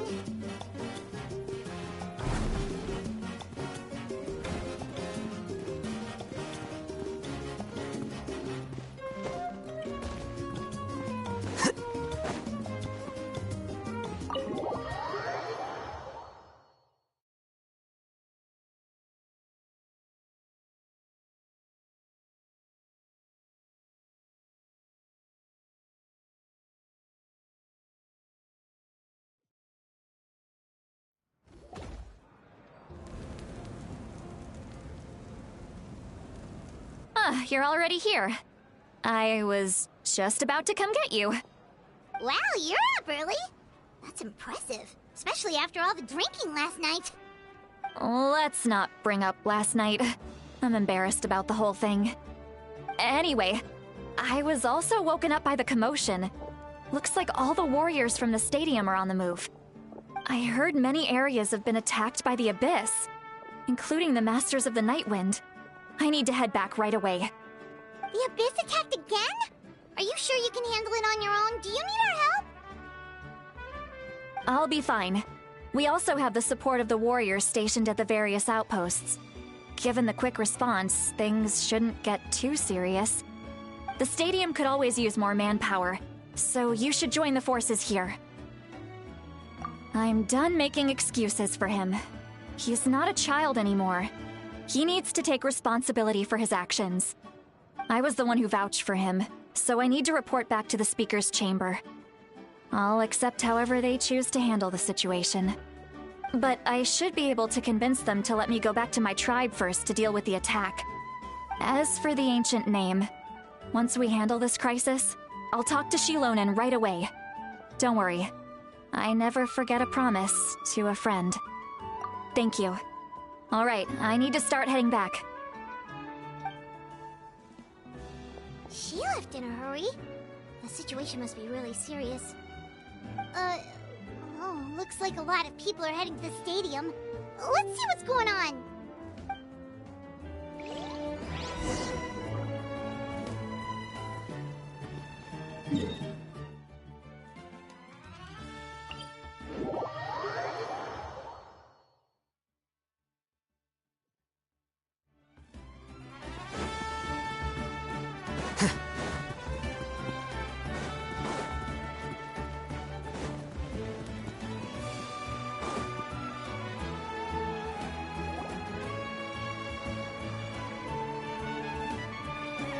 Traveler, over here! Perfect. Our star Outlander has appeared. Oh, you're all here! But, what's with the whole Star Outlander thing? Just my way of saying how awesome you are. We've got a real emergency on our hands, so this is the perfect time for you to show off your skills. Alright, but can we get a quick rundown of the situation first? The Abyss suddenly attacked the Collective of Plenty, the Masters of the Nightwind, the Children of Echoes, and a number of our camps and outposts in the wild. Yes, and the attacks are increasing in frequency. The tribes have plenty of defenses, so they're safe for now, but I can't say the same for the adventurers and merchants stuck in the wild. Chaska and I have been searching for survivors and treating the wounded. We just got back, but we need to head out again soon. I plan on heading back to the Collective of Plenty, just in case my tribe needs me. What about you, Mualani? Where are you gonna go? I'll go help the Children of Echoes. They're the closest, so I can start fighting right away. What about you guys? We could go together. Yeah, that does sound important. No worries. Just leave the Children of Echoes to us. Who knows? Maybe yours truly will have the Abyss on the run by the time you're finished. That would be pretty great, actually. I hope my tribe gets through okay. It'll be fine. Your tribe doesn't do all that bodybuilding for nothing. Let's part ways here for now. And most importantly, be careful, everyone. Oh, and some of us need to avoid getting contaminated by dangerous-looking substances. That will make my job a lot easier. Koichi, do we really have to do this now? It's alright. She's just looking out for everyone. Alright, let's hurry up and talk to the Pyro Archon so we can help the others.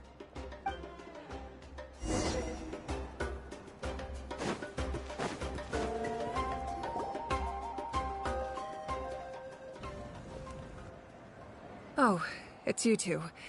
As you can see, things are not looking good right now. People across Natlan are in danger. Look, I'm very interested in your recent adventures, but this is not a good time. So we'll have to keep our conversation short. That's alright, we're also in a hurry. We're gonna go help the Children of Echoes after this. What?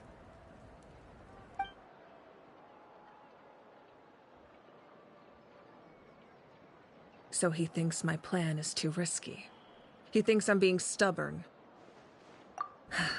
I shouldn't underestimate the Fatui's ability to gather intelligence. The Gnosis does have that function, but there's more to the story.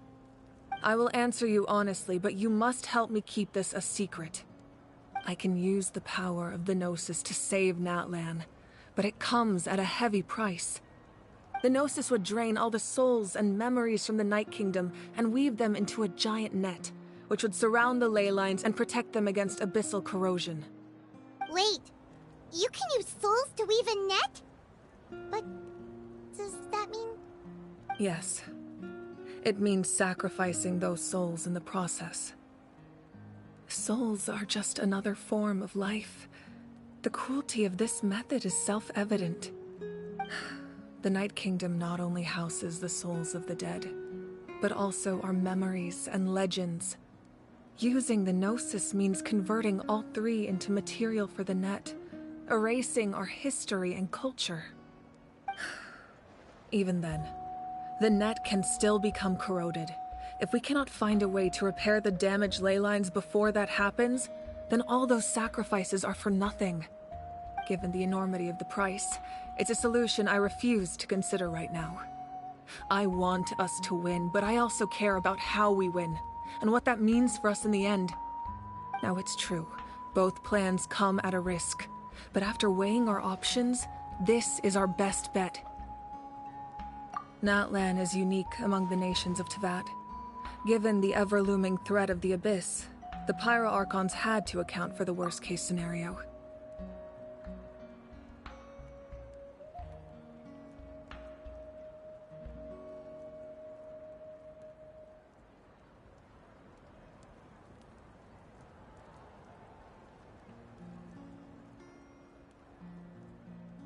Having a contingency plan is our duty.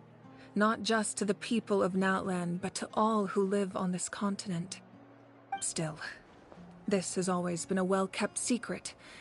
I'm very curious how the captain learned this information. Oh, one more thing? The captain said he found another way to solve the problem. Could be equally as extreme, though. Without the Gnosis, he should have no other option. But I see no reason for him to lie. Seems like our only path forward is to track him down, so he can answer that question for us.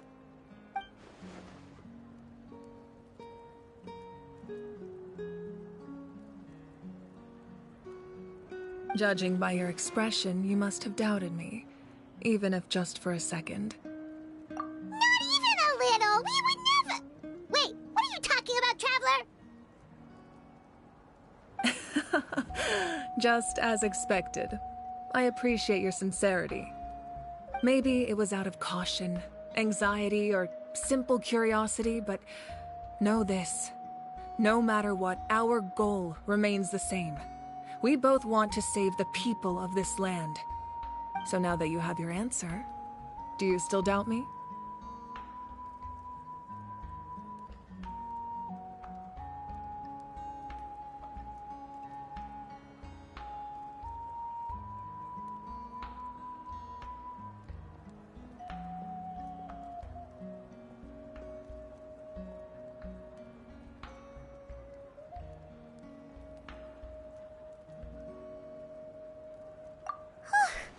You scared Paimon.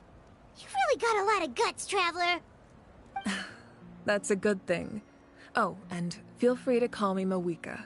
It's what all my friends call me, and I like it that way. As for the captain, the intelligence officers we assigned to the Fatui should be back soon. We'll get our answer then. That's great! Sounds like we just have to wait a little longer. Not just yet.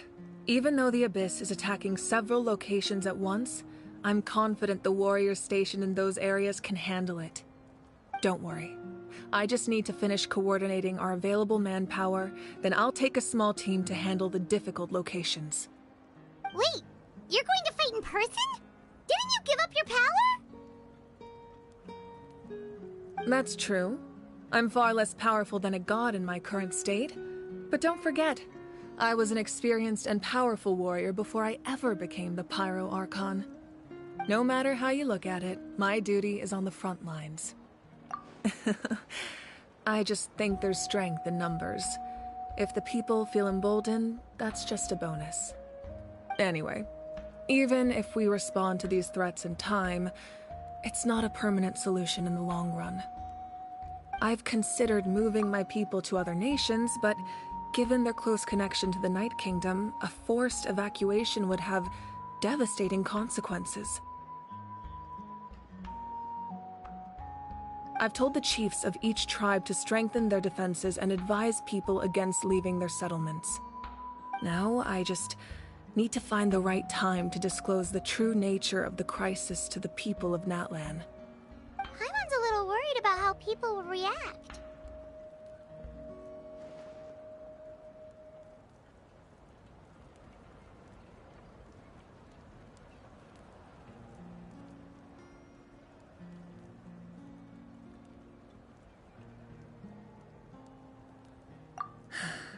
Yes, but that won't be the only response.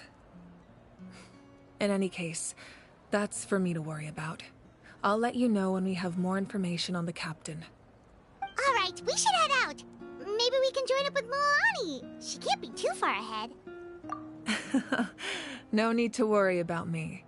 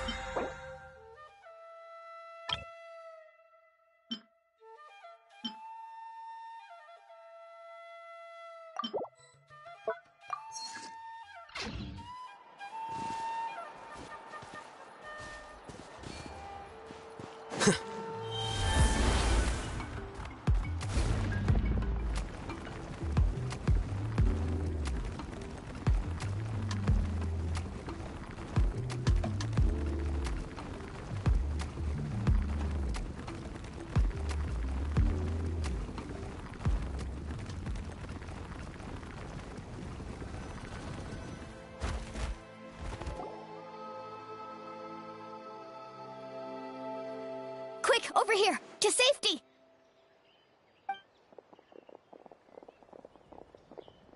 Kachina, how many people do you have left?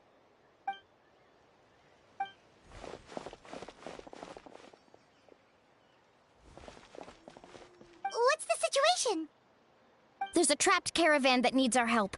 We need to rescue them as soon as possible. We'll go together.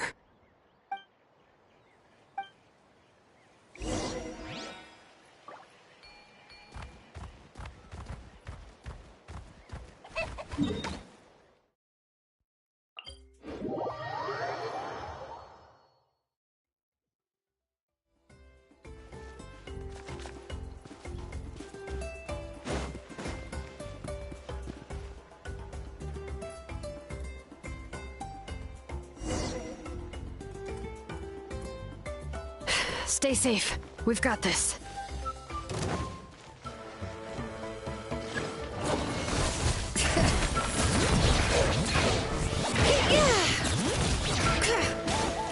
Woohoo! Check this out! That's the luck!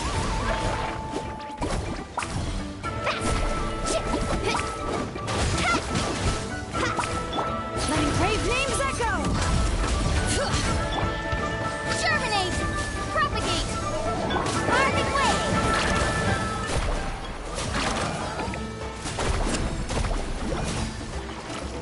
Need a surfboard? Ho! Clear the area!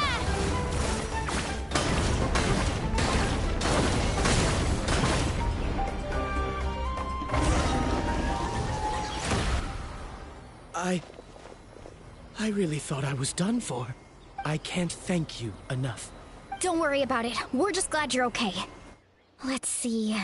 Your goods look fine too. Guess the Abyss isn't after Mora. That should be the last abyssal pylon near the Children of Echoes. By the way, where's Lolly? I thought she would come with you. The Masters of the Nightwind also got attacked, so she went back to help her tribe. She said we can deal with the ancient name later. Yeah, that makes sense. The attacks are more urgent. Alright, this isn't a good place to talk. Let's head back to the tribe.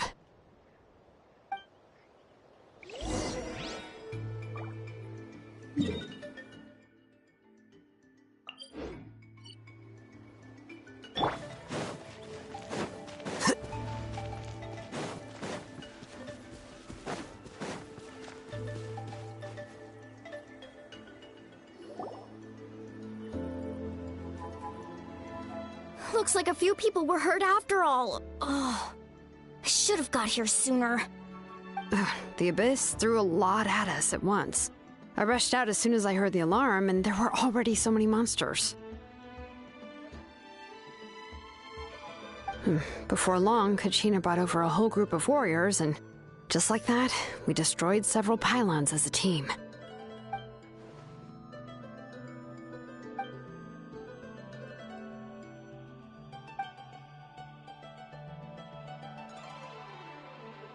You mean the situation in the Night Kingdom, right?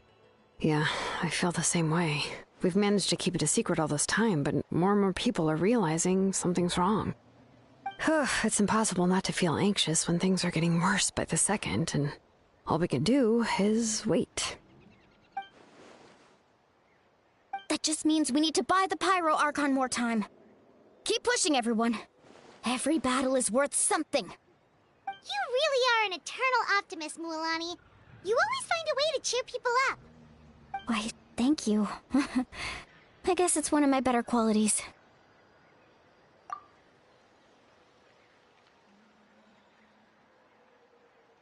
So, specifics aside, the Pyro Archon confirmed the Gnosis can resolve the crisis, but it comes at a huge price.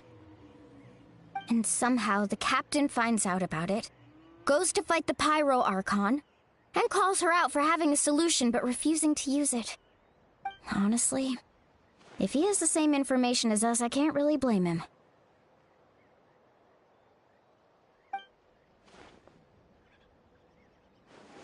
We talked to Moika before we left the stadium. According to her, the cost of the captain's plan is too high. And, well, it makes sense. If that was truly the better choice, she would have picked it. Yeah, I trust the Pyro Archon. When I was upset about Kachina's disappearance, she was really sincere and patient with me. Plus, she burned down all those precious mementos for Kachina. She's already proven how much she values even a single person's life. When it comes to Natlan's survival, there's no way she would hold back. I agree. Maybe the captain weighed the costs and came to his own conclusion, but I'm sure we have different priorities. Life is important, but so are history and memory. As the Archon, she can't tell us everything, but it seems like she wasn't holding anything back this time. The next question is, if the captain found a new way to save Natlan... This is all super confusing. We still don't have enough information. Once we figure out what the Fatui are doing, we'll have our answer. Let's head back then. Moika said her intelligence officers should return soon. With how many Fatui there are, someone's bound to give something away. Sounds good. I have a few theories of my own. With a bit more information, we just might get to the bottom of the whole thing.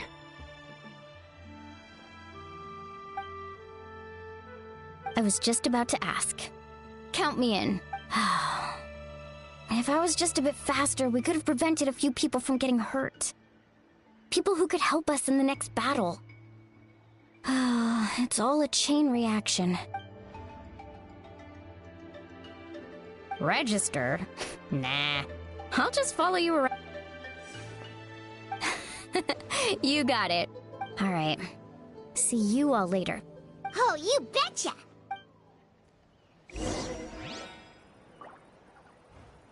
You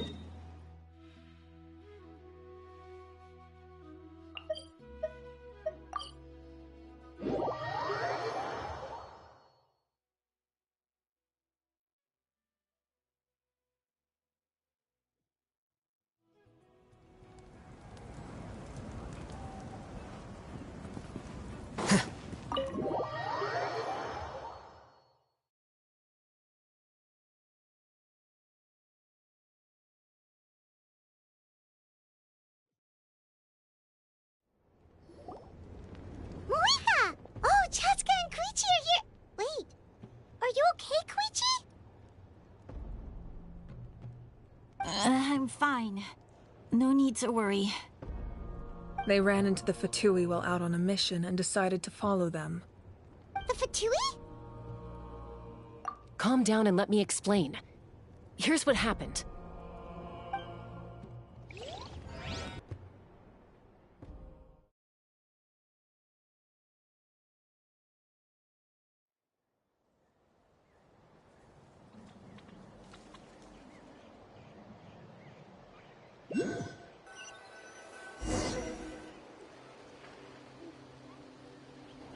Watch out.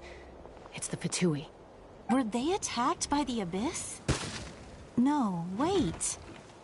It looks like they're protecting a group of travelers. Over there. Do you see? You're right. That's a traveling group from Natlan. Could they be trading for something? Let's keep observing for now. We're glad you're okay.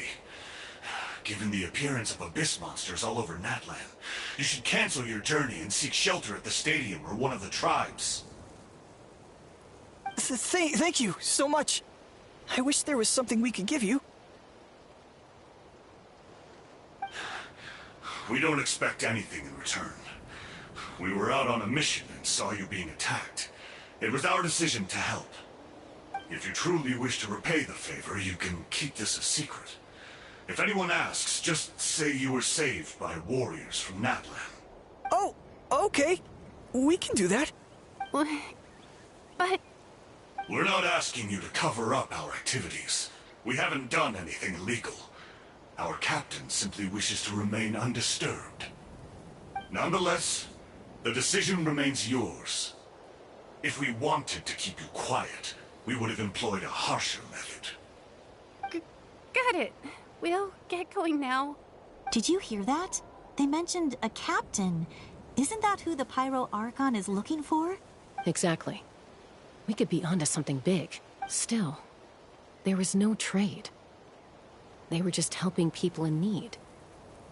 I didn't sense an ulterior motive. I didn't believe the captain when he said he wanted to save Natlan. But based on what we just saw, it's possible he was telling the truth. Maybe we've been wrong about the Fatui this whole time. It's too early to say. Let's follow them and see what's really going on.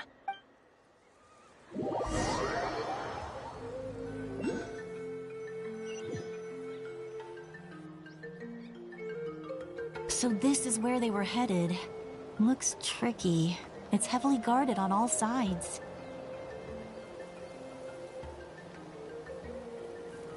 Koichi, wait for me here. I'll go in and check it out. Oh, no you don't. How are you planning to get through all the guards?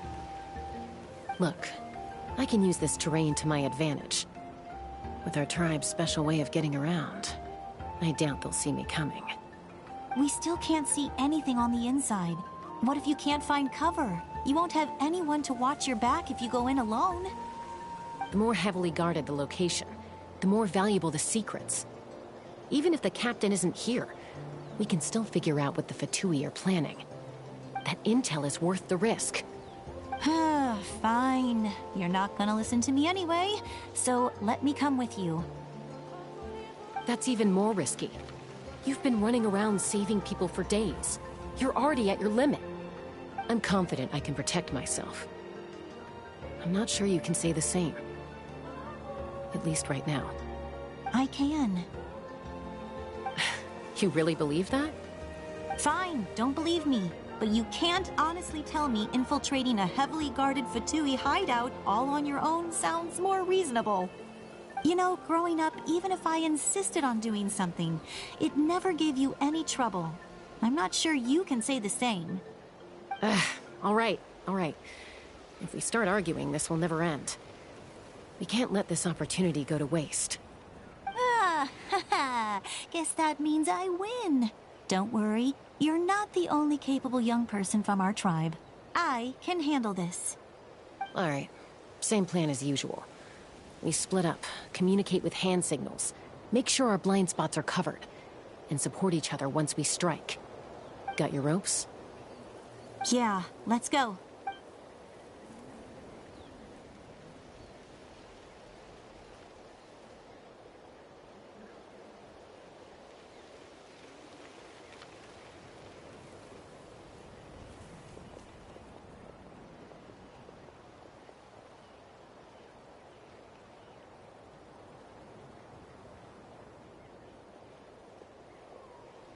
The Fatui have eyes all over this place.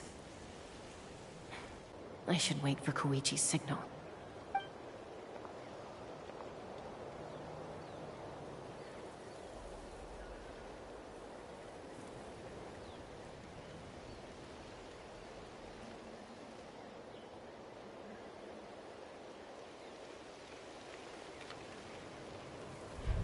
Now.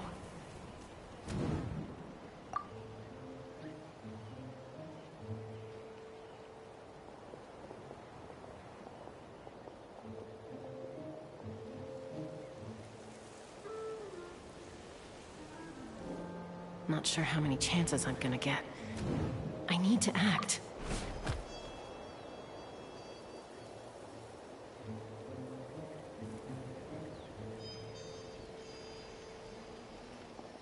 Good.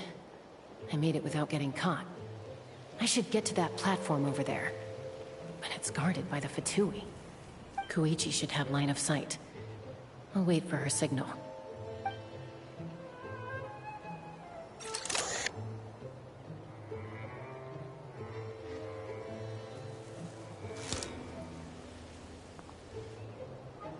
That's it. Now's my chance.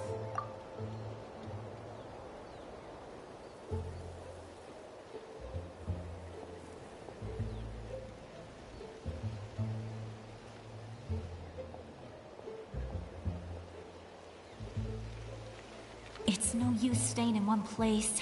I should keep moving. Looks like Chaska is helping me by keeping an eye on the Fatui movements. I'll wait for her signal.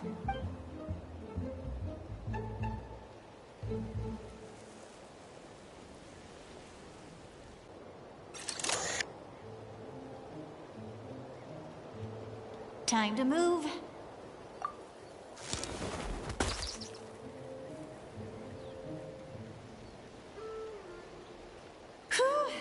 That was close. Almost got caught. Probably can't make it over in one go. I'll wait for my next chance. Now's my chance.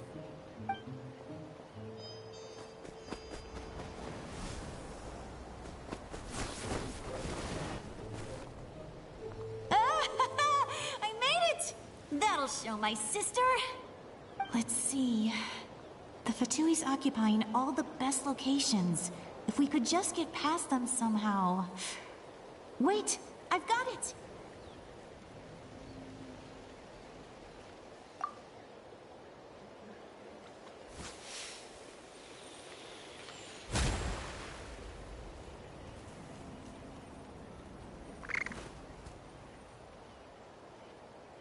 Huh? What's that noise? Did something explode? Oh!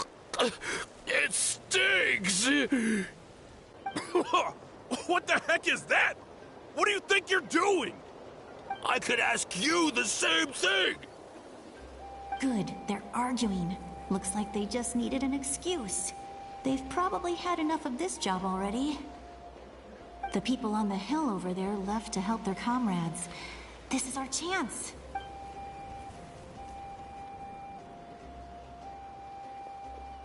Come get me, Chaska. I hope... That's Koichi's signal. Smart idea. Alright, time to move. Give me your hand, quick. Coming!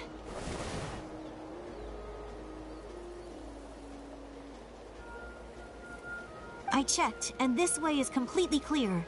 It should lead us to the...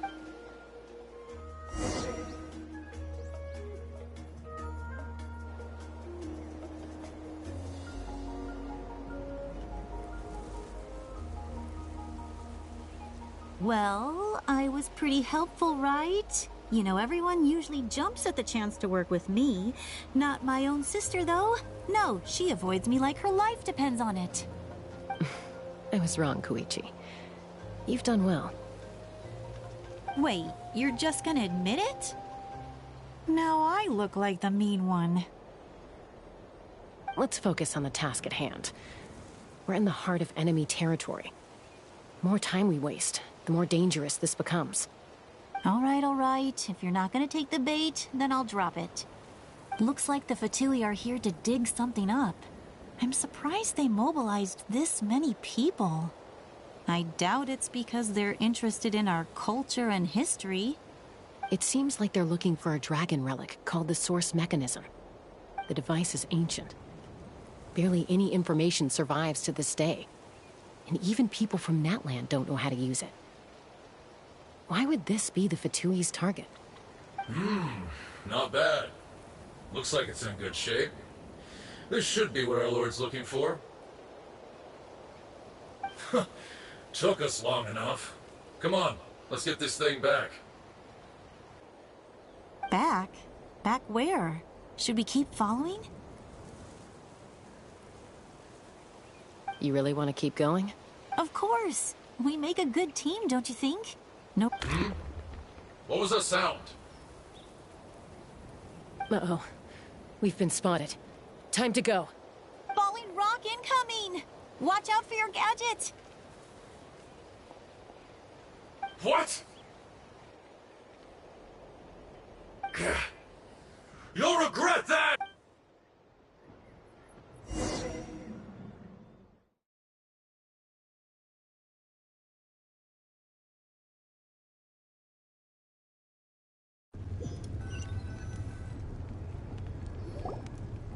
Once we got them off our tail, we went back to observe some more. They'd collected several identical pieces of something. It looked like they were waiting, though. So we decided to come back. So, Koichi got injured trying to get them off your tail? She pushed herself too hard and collapsed on the way back to the stadium.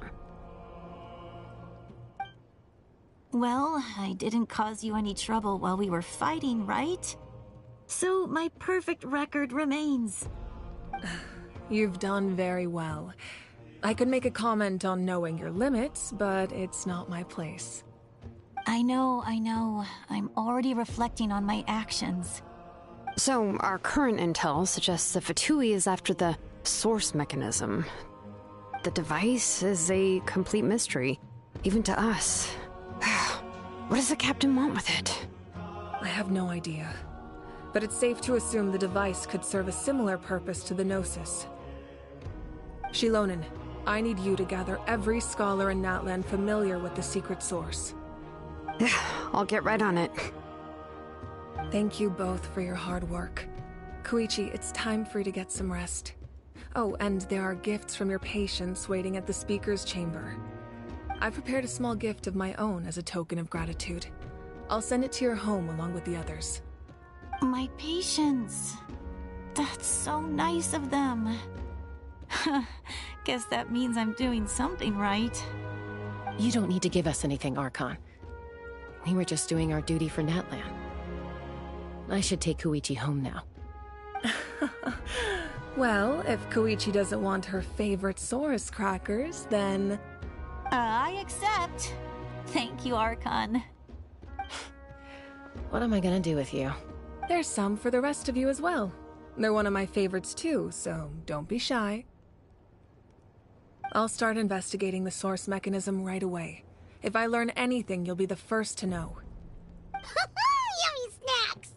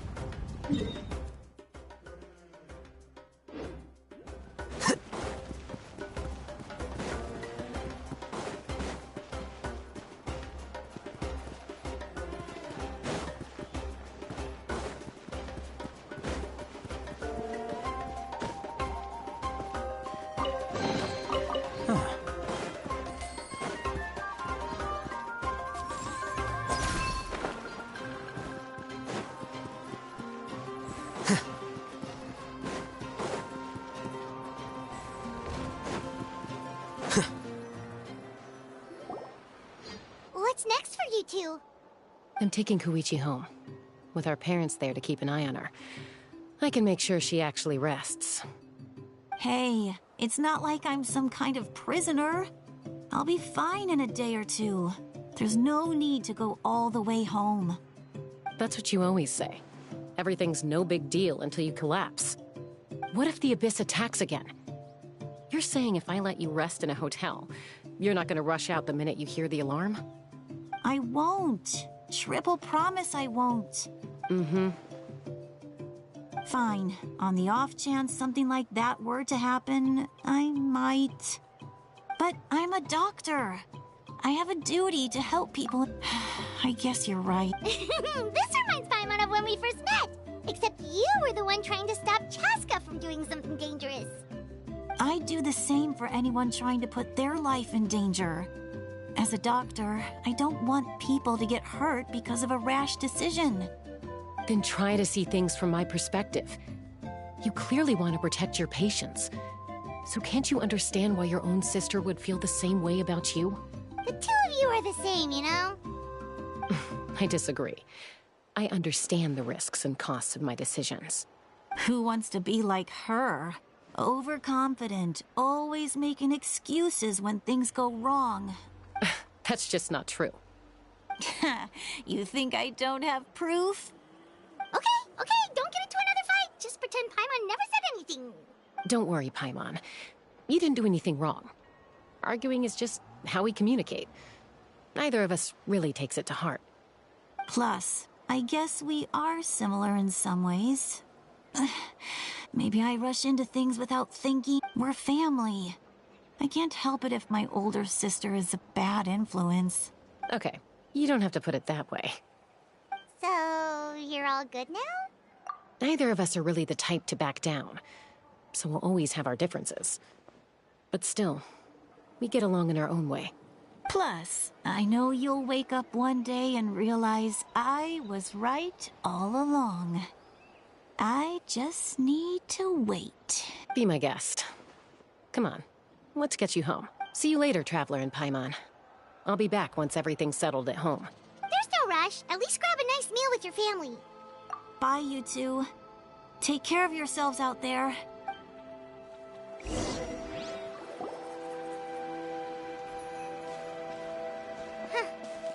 two will probably make up for real at some point, right? Well, we've learned a lot. Let's go over everything that we know so far.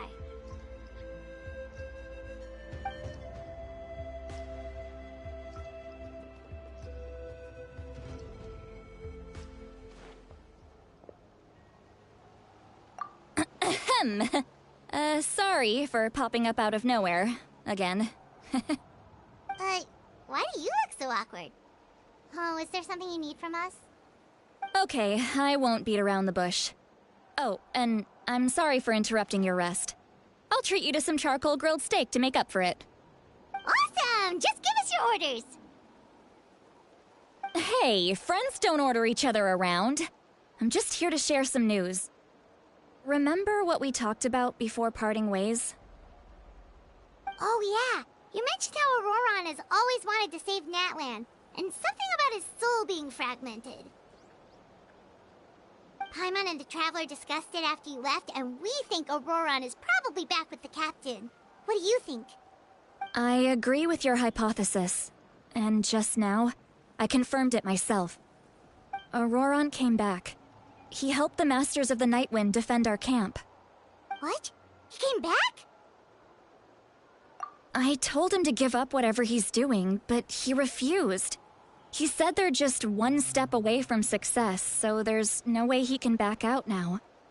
Apparently, he came back to fulfill his duty to our tribe.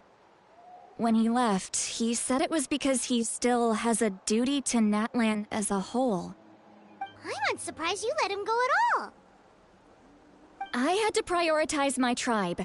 Besides, the situation was intense. I couldn't focus on outside and inside threats at the same time. Plus, he was on guard. He knew I would try to go after him, so he made sure to keep his distance.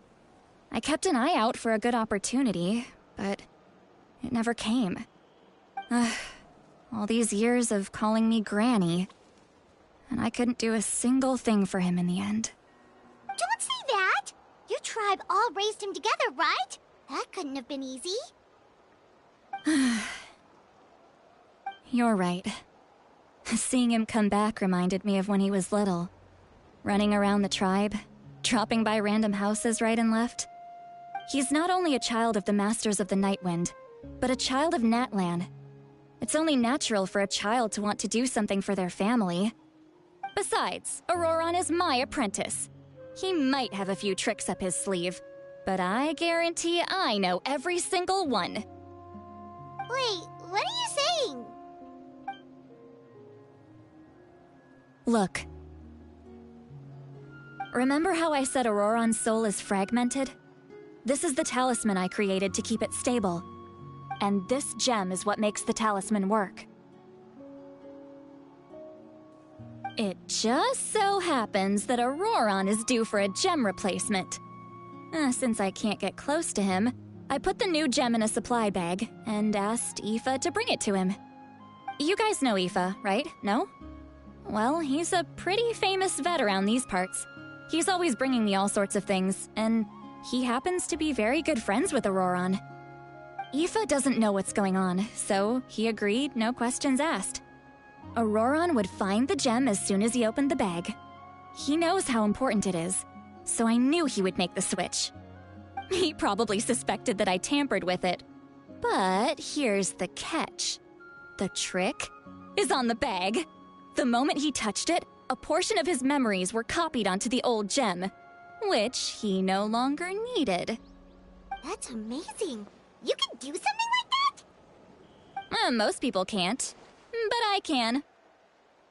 That trick he used to bring you to the Night Kingdom isn't anything special, by the way. My technique is much more subtle. He won't notice anything. So in other words, we have a whole backup of Auroron's memories in this gem. The kid thinks he can take me on? Like I wasn't the one who taught him everything he knows? That's amazing, Sweet Lolly. Let's take a look right away! Once we get to the bottom of this, we can finally track him down.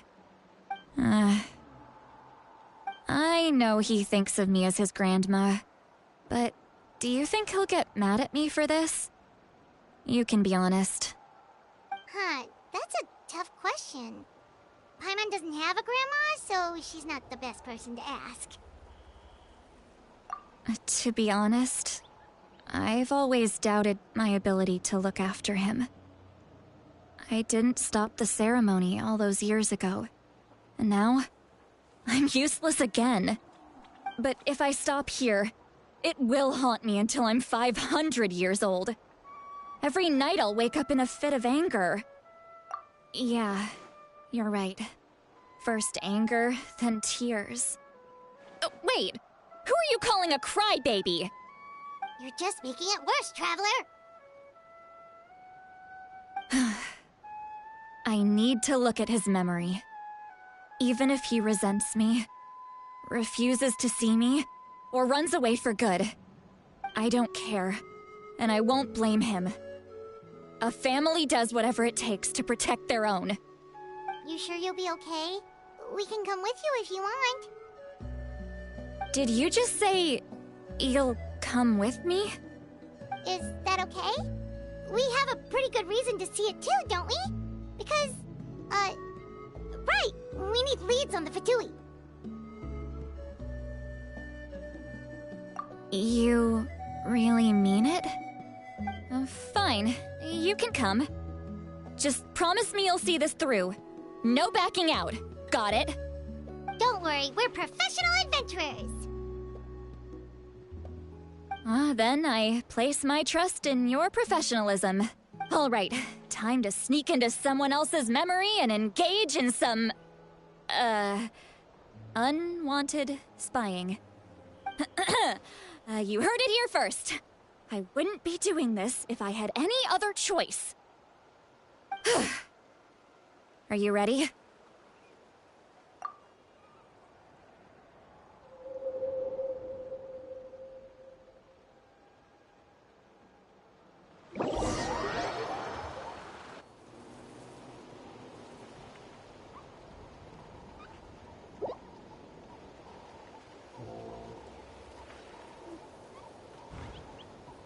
Look how good you're doing.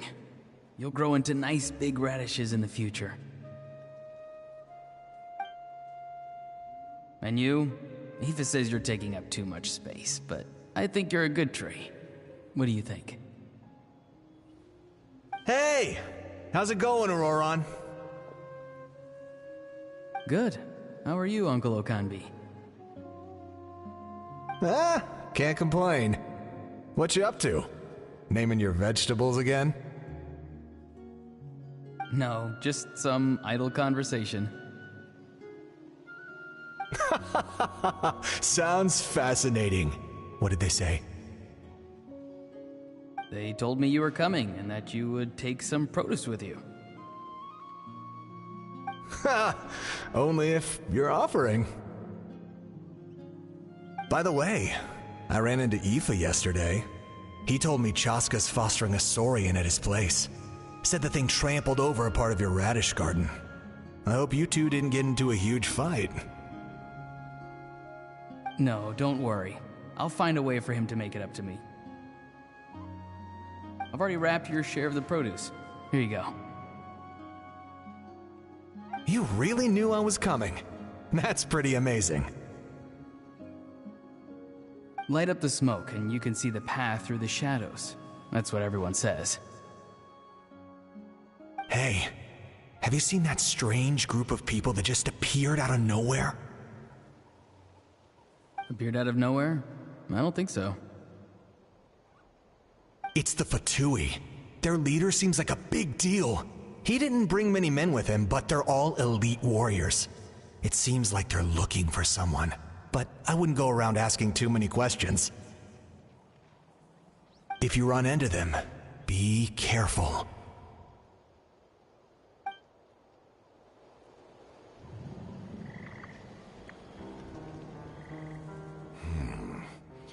You're from the Masters of the Night Wind, are you not? Why do you live here alone? I enjoy living by myself out in the wild. I guess you're from the Fatui, one everyone's calling a big deal. Not an inaccurate description. I'm looking for someone who may be known to you. Citlali is her name. Granny? What does an Outlander want with her? I've heard the name. You have business with her?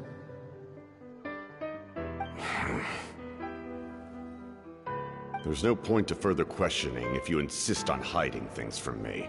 I shall seek answers elsewhere. Oh, he could tell I was lying, and now he's leaving? He gave up just like that? Hey! At least tell me why you're looking for Citlali. It's none of your concern. I have my own means of tracking her down. Why are the Fatui looking for her? What does she have to do with them? I can't just let them go like this. I have to figure out what they're planning.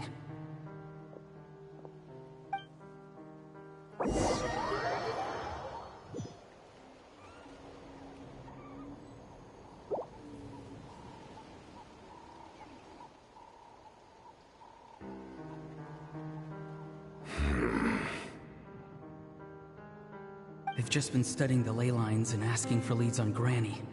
I can definitely rule out some sort of invasion. The situation has seen no true improvement. The Pyro Archon did not fulfill her promise. My lord!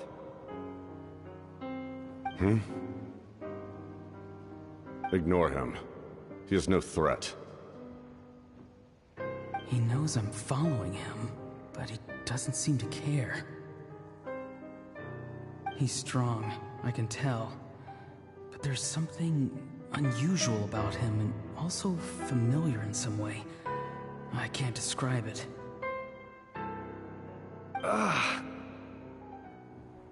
What is it?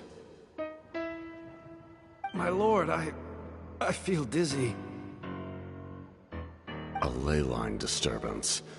Certain presences have been forced to wander outside their rightful realm.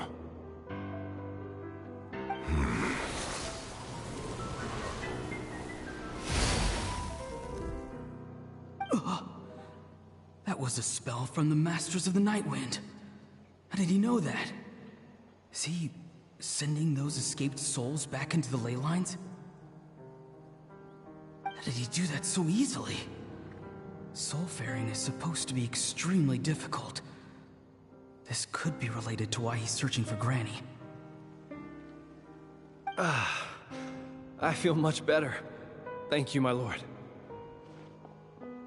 Think nothing of it. Stay vigilant, and continue to gather information. The Abyss could attack at any moment. If you notice any irregularities, assume drill formation and be prepared to fight. However, there's no reason to over-engage. Information is our first priority. Yes, sir. Why are the Fatui fighting against the Abyss? Do they really mean us no harm?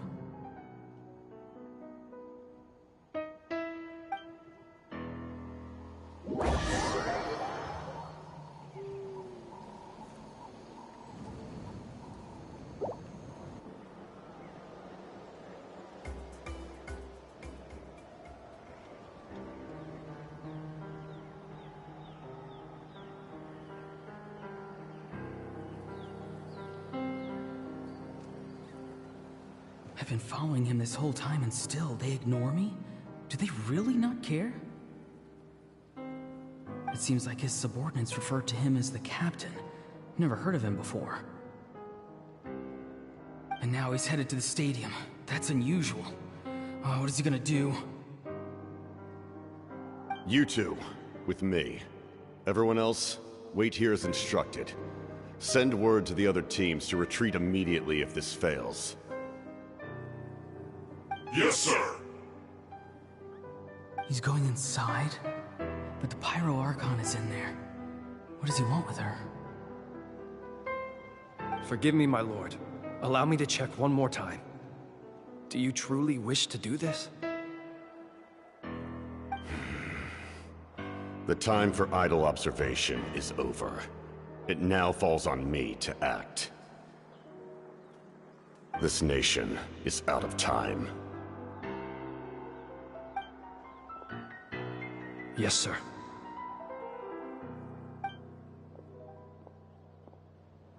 He just walked straight into the stadium. What is he gonna do?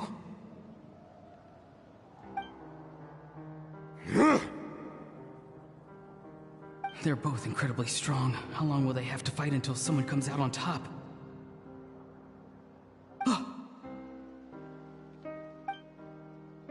Wait, this feeling.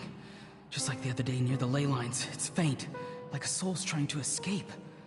Where is it coming from? Is that why he's looking for Granny? If he dies here, then all clues will be lost. I can't let that happen.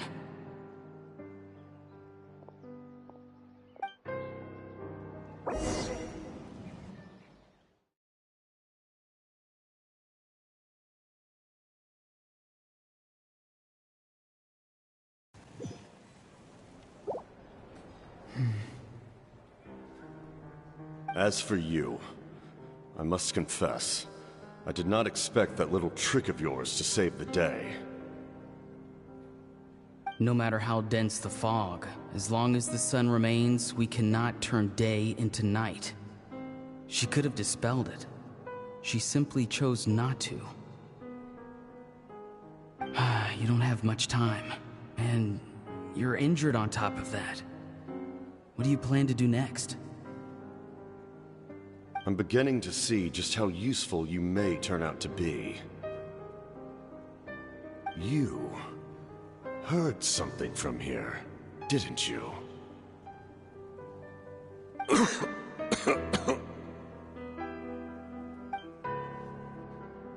No need to force yourself.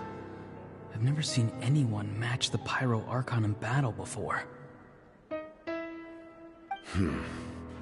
I didn't expect you to intervene at such a critical moment. You know I've been following you. Why didn't you stop me?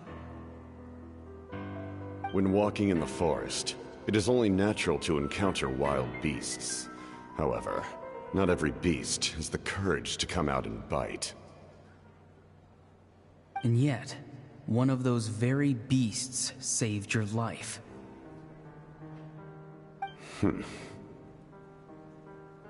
Then speak. What do you want? I didn't save you because I wanted something. My soul is more perceptive than others. I can sense that the ley lines are extremely weak. I don't know what the Pyro Archon is planning. Can she really save us?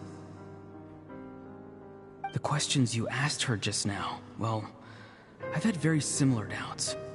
So I felt like I had to help you.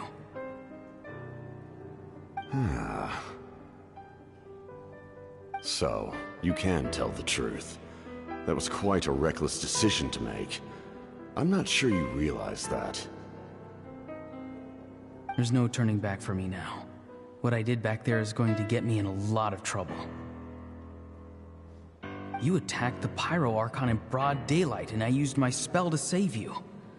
A single glance was likely all it took for her to recognize my tribe. So, we're in the same boat. Seem to care little for my thoughts on the matter. It's too late for that. Start from the beginning. Why are you looking for Citlali? Do you know her? Explain your relation to her first. I know you two are acquainted. It was obvious the moment I mentioned her name. Citlali is my elder and my teacher. She taught me everything I know. It's my duty to protect her. If you truly wish to protect her, you should have let me perish at the Pyro Archon's hand. Yet, you chose otherwise. Do I really need to tell you what that means?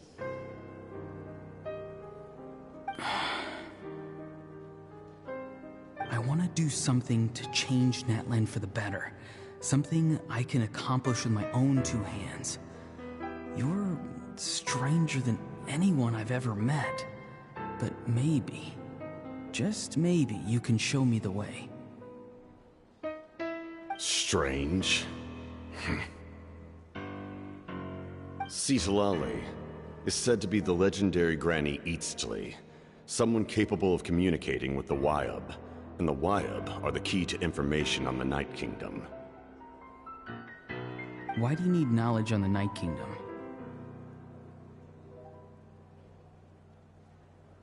That is not something you need to know. Don't forget, I saved your life. Do you not believe the Fatui capable of betraying a debt? People can lie, but souls cannot. I can tell there's a weight to your soul, a sense of justice. You may not live among your tribe, but you certainly know their tricks. I apologize for my rash judgment. You are more capable than I imagined. Let's go. We'll see if you have what it takes to join my plan.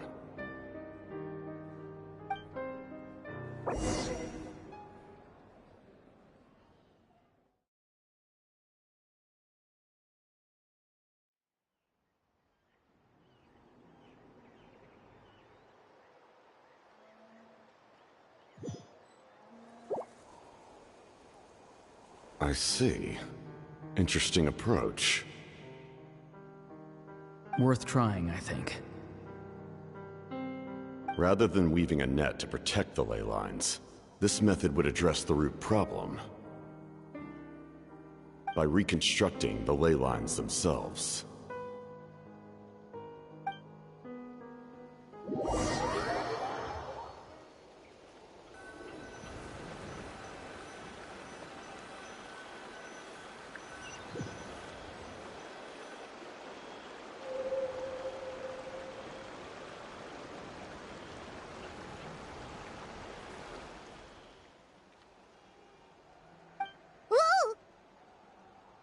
Traveler, Paimon. Are you two alright? Paimon's fine, just, a little dizzy. Of course. I'm so mad at him. After everything, he still can't let go of the past. For some reason, he thinks he owes something to the people who cared for him.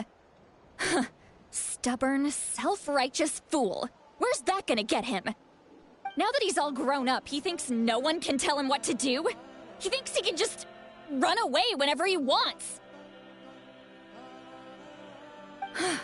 I'll show him.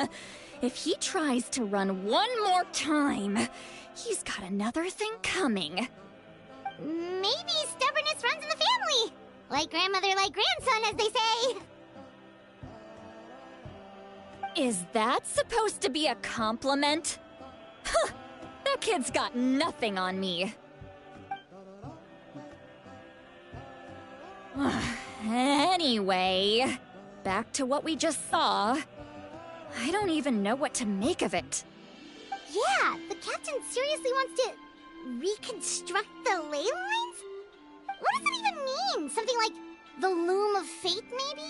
But how does that help with the abyss? The loom of fate? Oh, it's kind of hard to explain. Basically, it's a device from Conrio that has unbelievable power. Anyway, if he really wants to manipulate the ley lines, everyone in Natlan will be affected. Oh, this is big.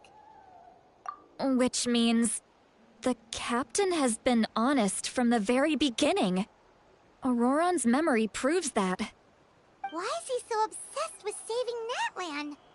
Oh, we've got to tell Moika about this right away. Yes, she needs to know about this. Now.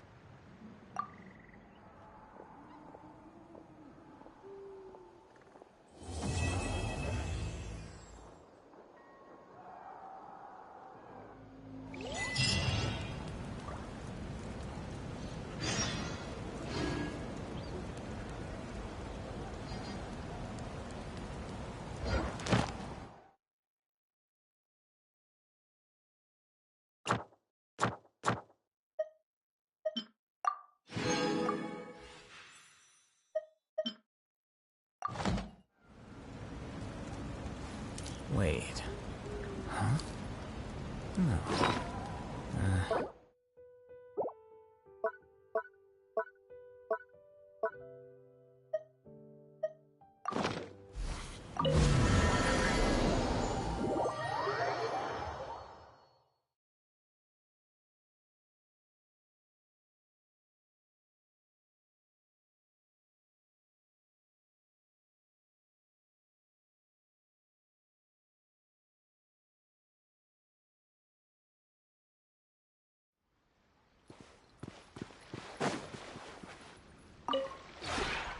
This realm is...